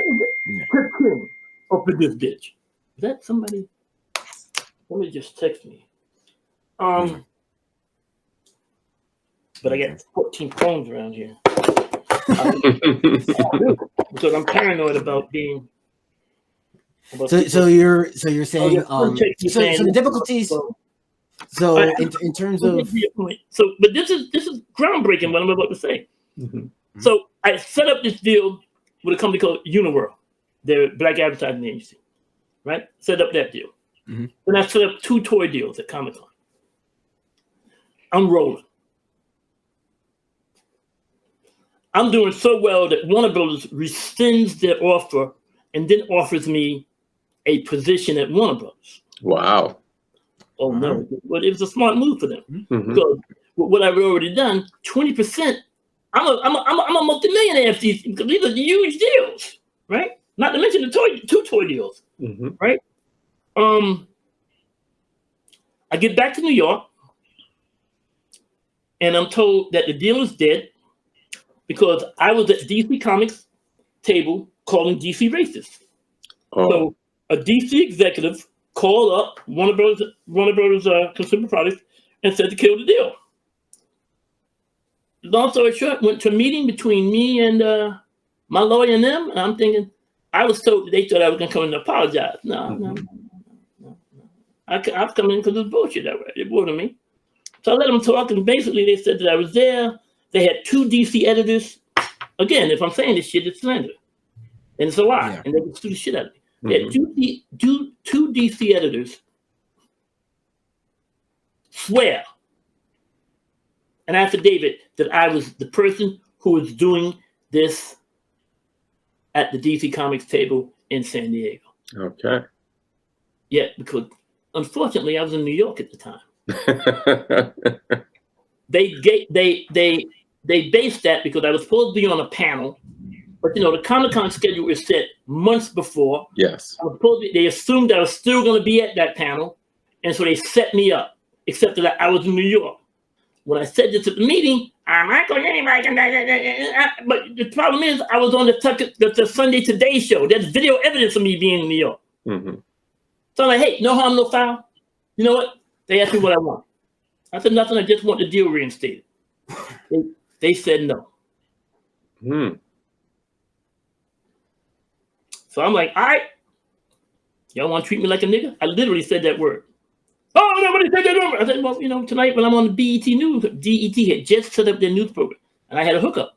I was going to on BET, and the fix was going to be in. Swear to God, on my mother and my sister and my grandmother, who were all dead. They were all the family I had in the world. I'm all by myself on this planet, right? So I'm swear to God on my family. This is all happened, and this is the sort of shit that if you're a corporation, you don't let stand. You sue. Let them. They can't. I've got not only documentation, their documentation. Mm-hmm. So,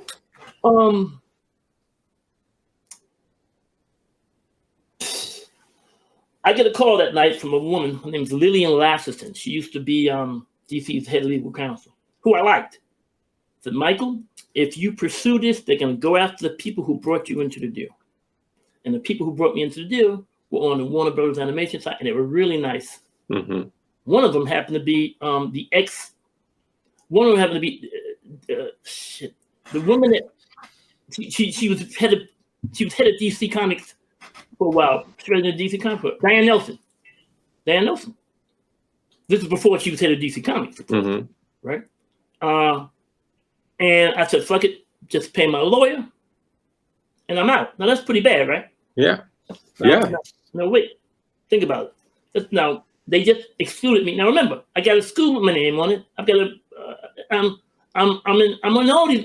a reputable African American creator. I'm no joke. I literally am the only person in the comic book industry who has a school with his name on it. Mm-hmm. Right? And not only is my name on the auditorium, it's the Gorton Parks Academy for film, television, radio, and so that's how I'm rolling, right? Mm-hmm. And you don't get those sort of awards. You don't get that kind of recognition unless you are one badass motherfucker. Mm-hmm. Right? It doesn't happen, right? Because you got to go to state and look. You get to put your name on anything that has to do with a municipality. It's got to be vetted up the yin yang. Yeah. Yeah. So I get a letter back. I get the agreement back. An agreement absolutely pays my lawyer. And it says this.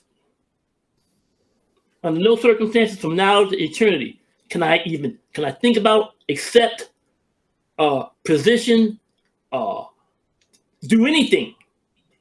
I could never, under any circumstances, work for a Warner Brother or associated company ever again. Wow. Oh no. Wow. And they blacklisted you from Warner Brothers. Yeah, dude. And my lawyer's like, oh, this is a no-brainer. I'm like, once again, I'm thinking 170 IQ up on this bitch. I said, no, I'm signing this. Mm-hmm. You know why? It's unenforceable. That's restraint of trade. Also, what does it do? It shows you that these people have that this was a vendetta.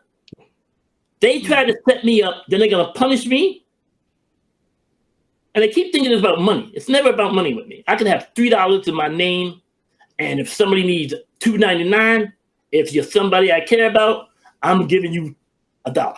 I'm not gonna let you starve. I'm not gonna let you starve. But the point is that how do you fight that shit when it comes out? That's the worst public. I mean, how do you do that? I'm literally a guy who has a free mentor program. I'm doing wonderful freaking things. My name's on a fucking school building. I've got a mentor. How do you fight that? You can't. There's no way to do it. Now,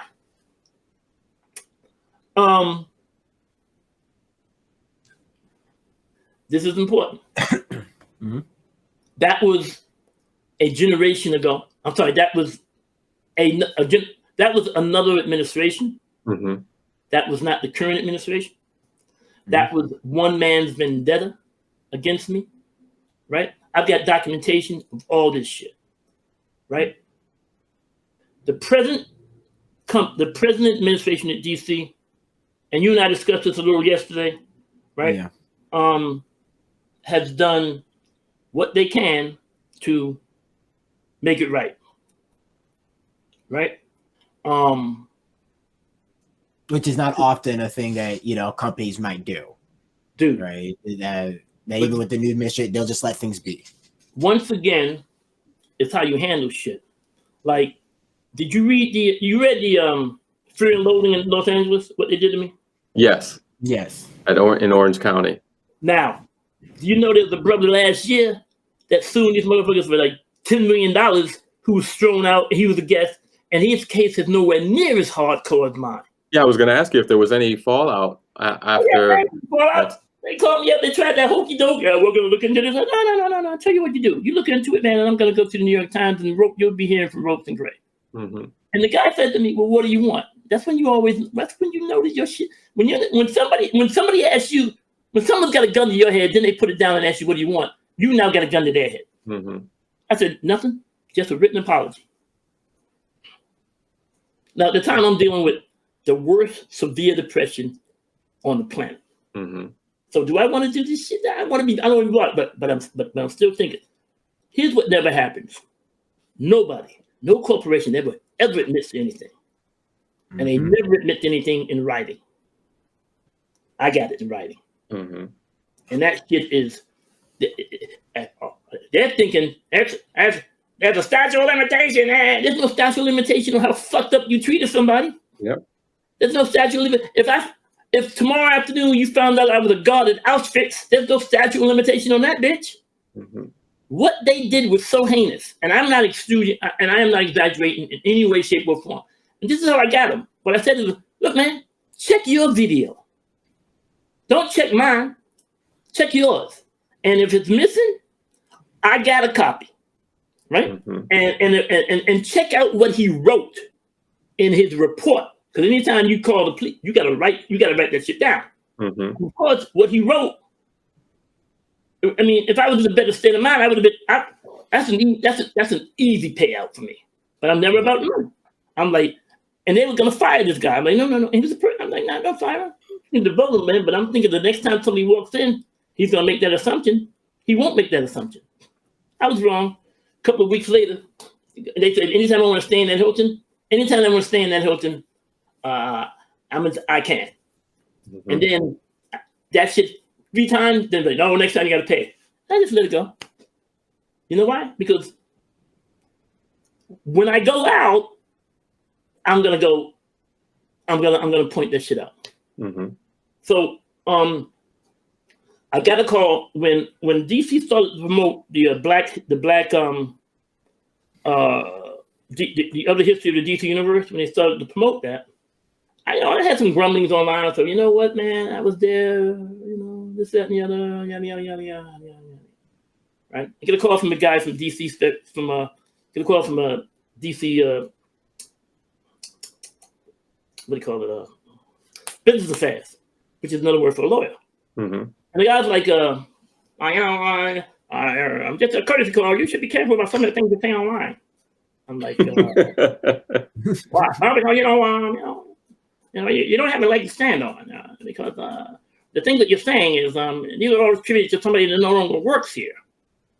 I'm like, and I went and I went online and I said, I don't think this person is a racist, right? And so you pretty much shot yourself in the foot, even though you don't work here, but you already said you were racist. I said, yeah, I did say that. He's like, well, I would, this is a stern warning. I said, fuck you, bitch. Well, no, I said, well, here's the problem with people, right? They think the word lawyer scares you. Fuck you. I'm like, here's the thing. Here's why you are kissing my ass. Because, yes, I don't think this guy's a lawyer. So for the things that you've been doing to me for 20 years, that must be ingrained in the company, you dumb motherfucker. Mm-hmm. Silence. It went from Michael to Mr. Davis. Mm-hmm. Or Mr. Davis, click. Again, the powers that be at DC, the people that run that shit, the head of DC, the second in command, editor-in-chief, Jim Lee, all these people, they don't know this shit's going on. They have no idea. Mm-hmm. They have no idea how this shit works because they're not interested. And when I ran Motown Film and Television. My salary is $500,000 a year. I'm banking, mm-hmm. right? You don't come to the people that run shit with that sort of stuff. You don't do it, mm-hmm. right? It's not done. Which is why when they screwed me, I didn't go to Jeanette Kahn because you don't go. I'm going to put Jeanette Kahn when she was running the company in a situation where she's got to side against her employees, that's the untenable situation to be in. You don't want to do that. Mm-hmm. And you know, I mean, that's never respectable on your end. Well, there's black people running DC Comics now. Do I really want to have a public battle with these people to bring down the fact that on this woman's? I don't want to do that, right? But I can't, as someone who understands the whole depression shit. And if you're black, you understand depression.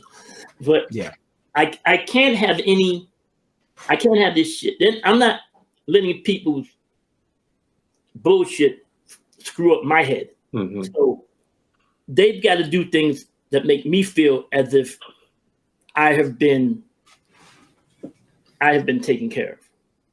Right? In other words, that I have been made whole. Mm-hmm. Because at any point, if I had this conversation with Wall Street Journal, Politico, New York Times, any of the people who contacted me about Static, right? If I said that this is front page news all over the planet, and this is not the first time I've said this, right? That your podcast isn't big enough or powerful enough to get that kind of notoriety. And what you do, what happens is, when it's like yesterday, you had no idea the stuff that I'm into. Hold on a second. Let me show you this. Ouch. Oh no! I just spilled Gatorade all over my Batman rug. Oh no, you better wet dry vac. That's where it's at. Some shampoo. No, I'm right now I'm gonna hit people because no, it was. I'll get it out. I got a plastic mat over it. Check this out.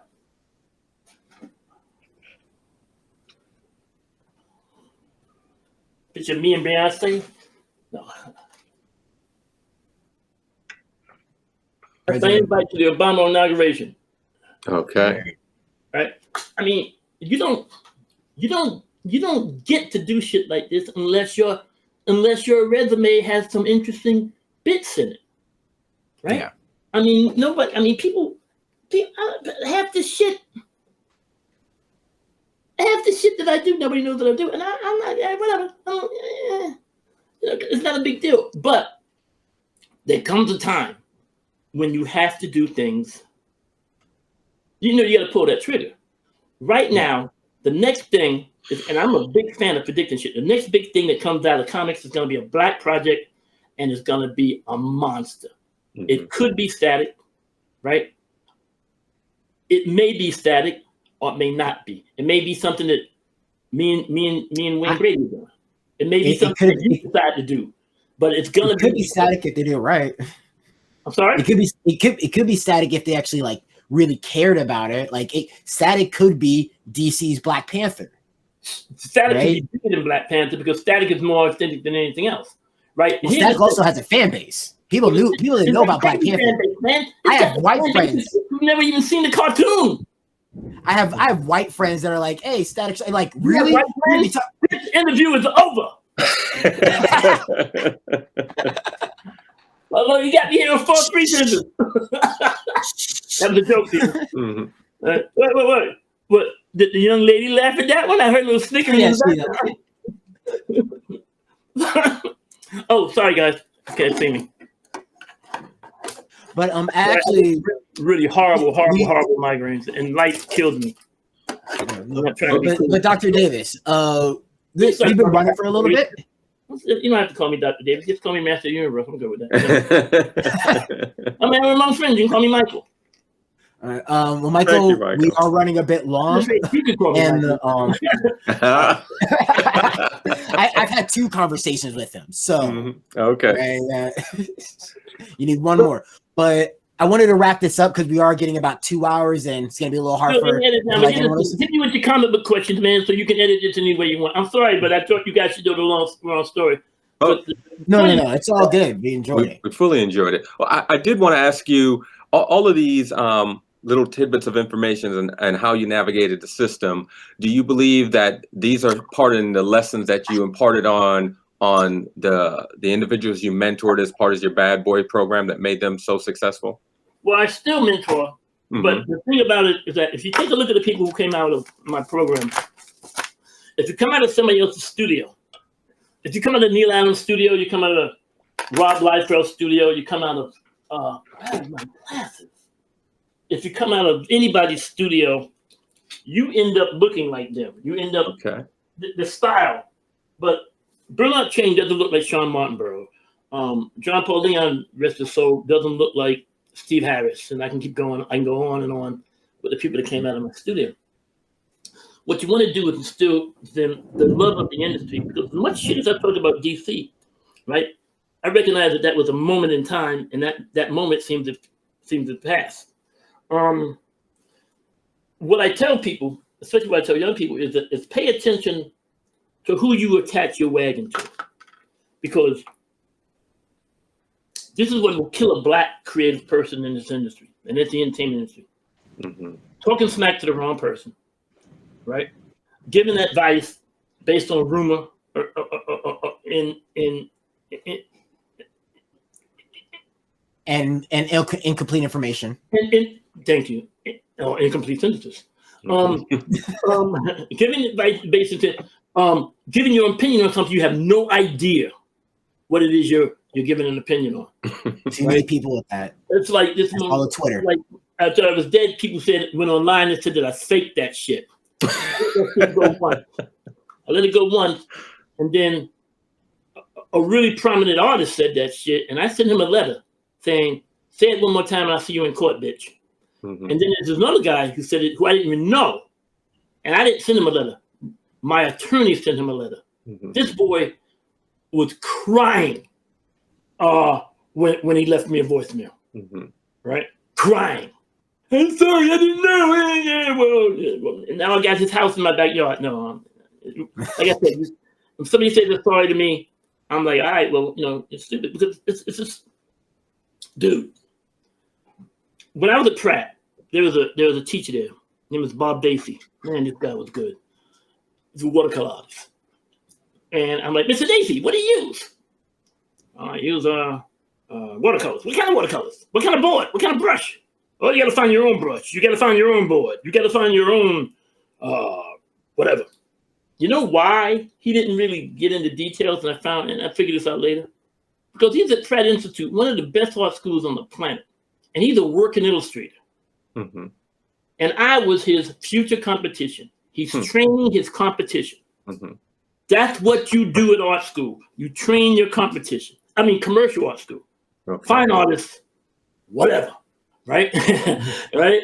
You know the difference between a fine artist and an illustrator? Paycheck. Well, close. A fine artist makes dinner. An illustrator makes reservations. God damn, I'm good.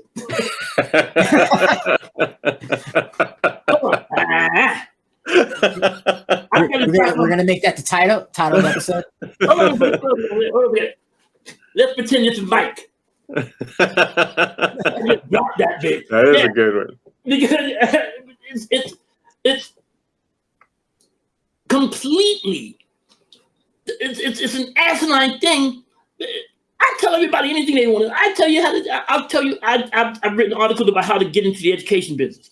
Mm-hmm. I've written articles about how to get into the black church. I've written, and I go step by step. I've already done it. I'm not going to train. No one's just going to be able. Stupidest thing that ever happened when we were starting Milestone. 4 friends starting Milestone, right? At one point, we're about to go to a convention. Somebody said, I won't mention his name, but I won't mention it. We shouldn't be seen together. I'm like, and you know where this is going. I said, let me get this straight. Someone's going to see 4 friends together, and they're going to go, hey, these guys are putting together a black comic book company. And then, was that a toilet? No, it's storming over by me. It's hurricane season. What is that? Coffee machine? So it's like, okay, it's like John Paul, George, and Ringo are hanging out at a bar. Someone's gonna come along and go, hey, those guys are gonna be the Beatles. And then they're gonna go home and they're gonna record their song, they're gonna get a record. Somebody would see us together and then decide that we were going to do a black comic book company, then get funding, then get distribution, then get hype, then get a PR firm. They're going to do all of this shit, then get a staff. They're going to do it because they're going to see us together. That is the stupidest thing. Yeah. And people lose their minds. It's like, yeah, I could have said to you, hey, Wayne Brady and I have a media play called Level Next. We're doing film, we're doing television, we have a graphic novel, and a line of condoms. No, and a line of mainstream novels and such. Right? Mm-hmm. It's a full media company. Now, oh well, I have an idea. I'm gonna meet somebody like Wayne. Maybe I'll do. I don't know. Will Smith. I'm gonna get Will Smith, and Will Smith are gonna I mean, it's a stupid concept. And here's the thing: as Black creators, we should be sharing this information. Exactly. It makes no sense not to share this information. Yeah. You know, it's like if you ain't doing it, it's like, look, you can ask Jesse Owens. Look, Jesse Owens was the fastest man in the world at one point. If you want to be like Jesse Owens, you have to beat him. Mm-hmm. That's it. He ain't hiding that he was the fastest man in the world. What do you do? I can't tell you. I can't tell you, man. But hold on a second. I'm running to the store and get. It's a crazy cut. And we're adults. It's like.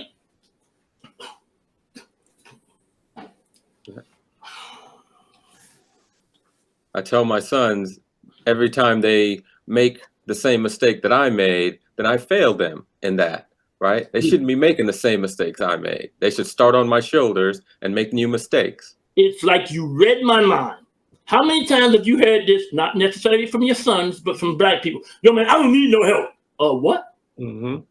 Oh, I'm going to tell you my name so they don't know that I'm Denzel Washington. Hey, look, first of all, the casting, I got in a lot of trouble for saying this once. There's no casting couch in fucking Hollywood. There are people who will take advantage of people. There are horrible human beings out there who will do things to have sex with women. But if no one's risking their life giving an untalented actress or actor a gig at $1 billion movie. No one's risking their career, right? So you were either going to get the gig anyhow, or I'm talking about starring in something huge, not like I mean, the stupidity of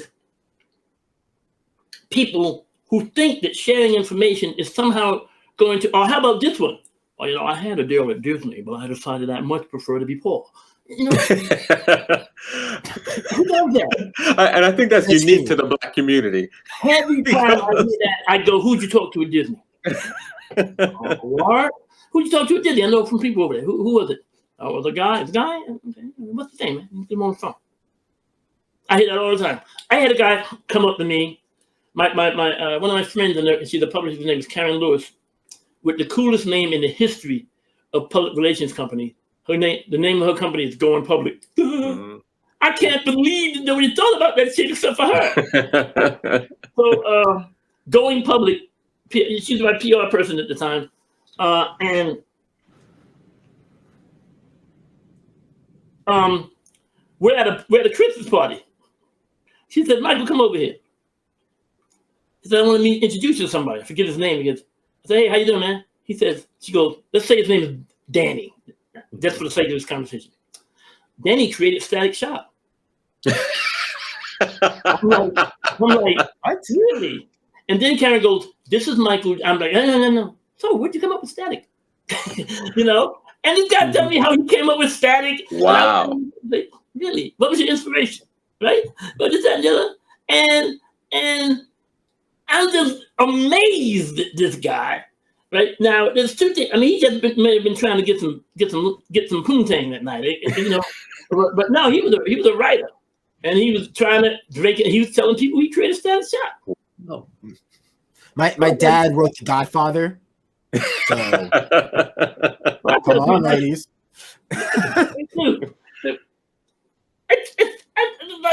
I got his card. He got a letter from my attorney. He stopped saying that shit, right? Because that's real. That's real. It's the thing, and the thing with it's hilarious. whole thing with Milestone, man, and what they did, I don't think that was a deliberate. I think it was a mix-up, right? And something happened, even though I predicted it. But it's just to leave it out there without no explanation is bad. Mm-hmm. It's bad for me because people. It's bad for me because people will make their assumptions, but it's only bad for me on a certain level, a level that I could give a shit about, because there's nobody on this planet that can stop me. I'm in business. I'm in business with a guy named Don Johnson, not the actor. Mm-hmm. This guy is a zillionaire, and in his spare time, not only does he run and own like 85 million companies, in his spare time, he goes to Vegas and wins $15 million and then gets banned. And you can look him up online. And he's running, he owns crazy amount of companies. And how am I in business with him? We met. I don't ever ask anybody for anything, right? And that's not the point. The point is, to do what I do, I got to be myself, because I can't change up. Because I'm a little zany, I'm a little out there, but I can't change up. So I'm in business with people who understand that, and usually the people I'm in business with are the decision makers. I'm not in when I want to sit down with somebody to discuss something. I don't talk to a guy that needs to get to another guy. I talk to the guy or woman who's in charge of shit. I don't, because that's the way it is. And the worst thing that you can do, and see, DC has never, ever acknowledged anything I've said publicly. And it's a smart move on their part, because if you acknowledge it, you give credence to it and you give power to it. Mm-hmm. You can start making decisions and moves off of it. The messed up part is that when other African American creators talk smack about me, like I don't, it prevents that young girl or boy who wants to get into the industry. It taints their mom's and their dad's opinion of me. So I can't talk to the next guy that wants to be the next Aaron Magruder, because he thinks that I molested a donkey on a kid or some shit like that. That's crazy shit, right? Yeah.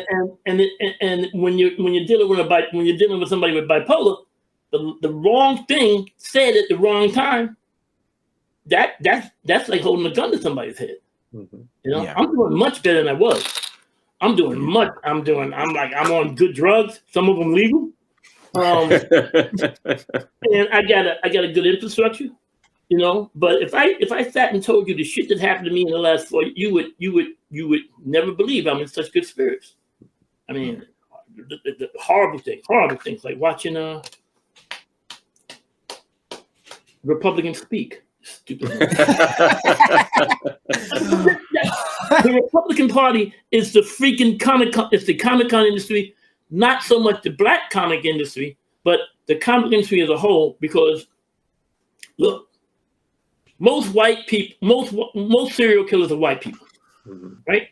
You know why? Because black people shoot the person they mad at. We don't shoot the person. We don't shoot. Hey, you next to him? Fuck it. So and we've got that's a field that we're up and coming in. Serial killer. That's and those that have they've done the best, because as usual, black people work way harder. So one of the most prolific serial killers is a black man. Well, here's the problem with that. I would hope that no black people want to get into the field of serial killing, because when we get into a field, we usually end up dominating. So, keep us out of hockey.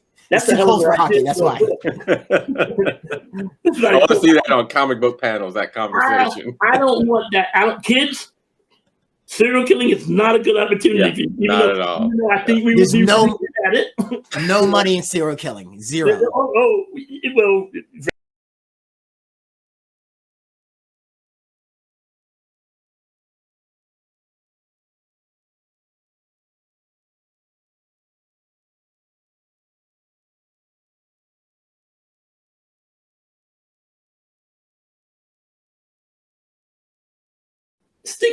Let's think about this scenario. This was me. Mr. Dr. Davis? Yeah, you got to go back. No. We had settling issues, but I do want to, because like I said, we are running at 2 hours, and we have to transcribe all this. I was wondering, I just want to pop this off. Maybe we could one day have a part 2. No, like Monday we can schedule a part 2. Okay, I think well, you gave us a name review too. Yes, if you could talk to him, we'd love to have him on. I think our audience that's going to see this. Hey, Mr. Brady, we have 2 hours and you need to shut up, Mo. You know what I'm saying? No, I'm saying a part 2 with you. I'm not going to interview with Wayne. I'm messing with you. But yes, last book. Yeah, I did want to ask you anything you wanted to plug. You want to plug the little bitch written by David Quaid and Michael Davis. That's a real book. And it never goes down. It never goes on Amazon. It's either $50 or from other sellers, or it's list price at $15. It never goes. That book has been selling crazy. Really? And that's a book about a kid a grown woman in a kid's body, right? Now, I'm not going to say Boss Baby. Oh, wait, I did. You remember Boss? Yeah. This is 10 years before Boss Baby. My thought was Monster Girl from Invincible. Grown woman in a girl, because that's her power. I didn't know anything about that. Yeah, the new show Invincible, which is a comic, one of the characters is a grown woman. But she's a side character. She's a side character, and they don't spend too much time on her. So, the little bitch is going to be an animated show about a little bit. Yeah, there we go. The sequel's going to be the Louis Prick. Well, I think no, man. I don't do a lot of that, which is why I don't know what I'm at Twitter. I think 900. I don't want a bunch of people following me just because other people follow me. It's like I got like 2,500 Facebook followers, but every person on Facebook that follows me either knows me or knows somebody I know. I'm not befriending motherfuckers. I'm like Studio 54. I'm not. I know I get shit from my people all the time. You should do more on social media. No, I'm not that. No, but. Well, you guys heard it here. If you like Dr. Michael Davis, if you like him, search him for Twitter. We're not giving out to you. You got to do some work. Oh, no, man. You don't do that because you search me on Twitter, you get a million Michael Davises. I'm at MD World on Twitter. I heard that. At MD World on Twitter. All right, man. Follow up. He is. I'm sorry to be so long-winded, man, but no. We enjoy it. We enjoy the time you gave us, and we, like I said, we love to set up a part 2 in the future. I think you have a lot of information that would be great for those that we're trying to reach. We could make this a series. It's funny. I got it off of the like 2 years ago, and all this shit happened to me when I was seriously like, I want everybody to die. No, wait, I just want me to die. Sirius FM offered me a radio show, a Black Panel radio show. I'm a radio show. What the fuck is this about? Well, let's do a couple more. Maybe Sirius will give you a call back and give you a good deal. Dude, man, I'm just. Yeah. All right. Well, you would think that I'm not being an extrovert. This is what I do. In my bedroom, I have a movie screen. I'm not kidding. Because that's my life. I write. I play video games. Thank God, because I didn't play video games or read a book for 5 years. Wow. All right. Let me ask you this: What game do you play right now? I love reading. What games do you play right now? Bitch better have my money. The new video game hasn't come out yet. What am I on now? I'm playing Call of Duty, right? But here's the thing. I was so depressed that I got 2 Xbox Ones. I got the new Xbox, the X Series, right? But I've got all these games which I bought and which are still in the wrapper, right? But right now I'm playing Call of Duty. I'm playing a new Call of Duty. I'm playing an old Call of Duty. I'm playing a racing game. Forza? Yes. And you can't play that without one of these motherfuckers, right?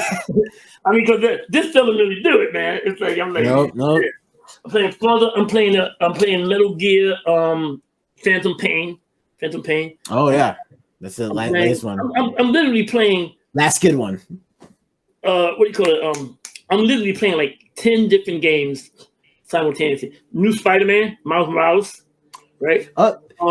So you got a PS5? I love that. I love Spider-Man. Doesn't everybody have a PS5? Yeah. I'm sorry, doesn't everybody have a PS5? I mean, if you could find one. Mine comes straight from Japan, my brother. I'm not kidding. Mine comes straight from Japan because I have a relationship with some what do you call it? PlayStation. Sony Interactive. Corporate. Yeah. That's over everything. But I think that's a good note to wrap this podcast on. I know you got a date, man. Goodbye. All right? No, I just want to wrap this up so that we can. I was about to show you this picture of the biggest stars in comics when they were like 18, but that's all right, man. Goodbye. No, we need to say some of the story for part 2, right? So that when we have way more fans, they listen to this next. True, man. I'm just messing with you. When you gonna get this through your head? But I'm just messing with you, right? But of course, you do run this risk. I don't really feel like talking to that, man. I hate all black people. I hate all people that even more. I hate myself and my sister-in-law. Wait, I'm not married. Shit. All right. So I'm good. I'll get back to you on Wayne. Give me a call tomorrow, right. Early evening or late afternoon because I'm meeting with Wayne in the morning. Oh, wait. Yeah, I'll give you a call. Now, this was Wide of Your Lens, guys. I am Lucid. Wait. Let me call Wayne right now. Maybe you get 2 seconds of him. All right. Yeah, we'll call him. Oh, that you got time for. We got time for that. That's fucking funny. Oh, that you got time for her thing. We'll put another 5 minutes on that. Call Wayne Brady. Which one? Wayne Brady or Wayne Brady? Calling now. That's home or sell. Oh, that. Because you got it like that. Oh, then I did the wrong way. I didn't do FaceTime. Hey, I gotta introduce you first because I don't want him to think I'm ganging up on him. No.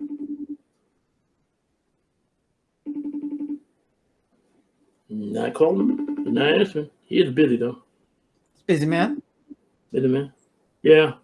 Well, he'll call me back. Hopefully you talk. If you hear from me, you can let him know that we're interested in talking with him. I'm gonna talk to him about you only. Hold on a second. Y'all want to know how much juice I got? Hey Siri, call Magic Johnson. Which phone number for Magic Johnson? You didn't want to, but I want to speak to him. I don't want to talk to Magic. Hold on a second. Wait. Hey Siri, call Paul McCarthy. Phone number for Paul McCarthy. Yeah. Oh, I'm sorry. What? I'm out. Hello. No. Explain to your brother that Paul McCarthy, his first backup band wasn't the Beatles. You know what I'm saying? Yeah. That wasn't a backup band. You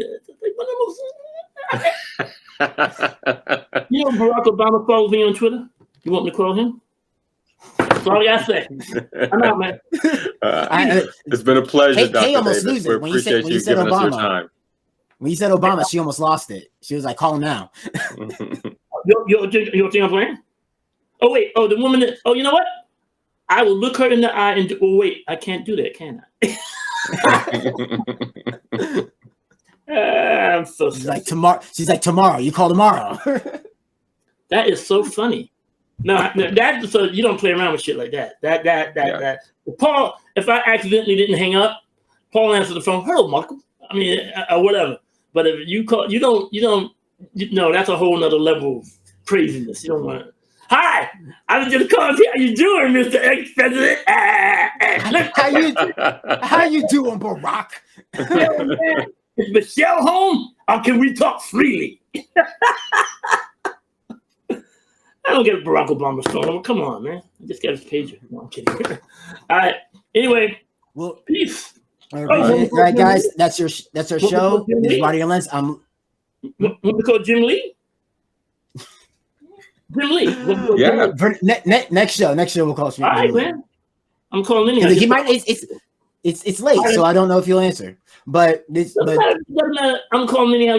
But you got to do what you do. No, seriously, thanks for the time. I enjoyed it. No, thank you. We thank you so much for the time, sir. Thank you so much. We really appreciate it. It was an excellent conversation with you. I know, but Girl, I would have stayed on the phone. She was the most interesting person.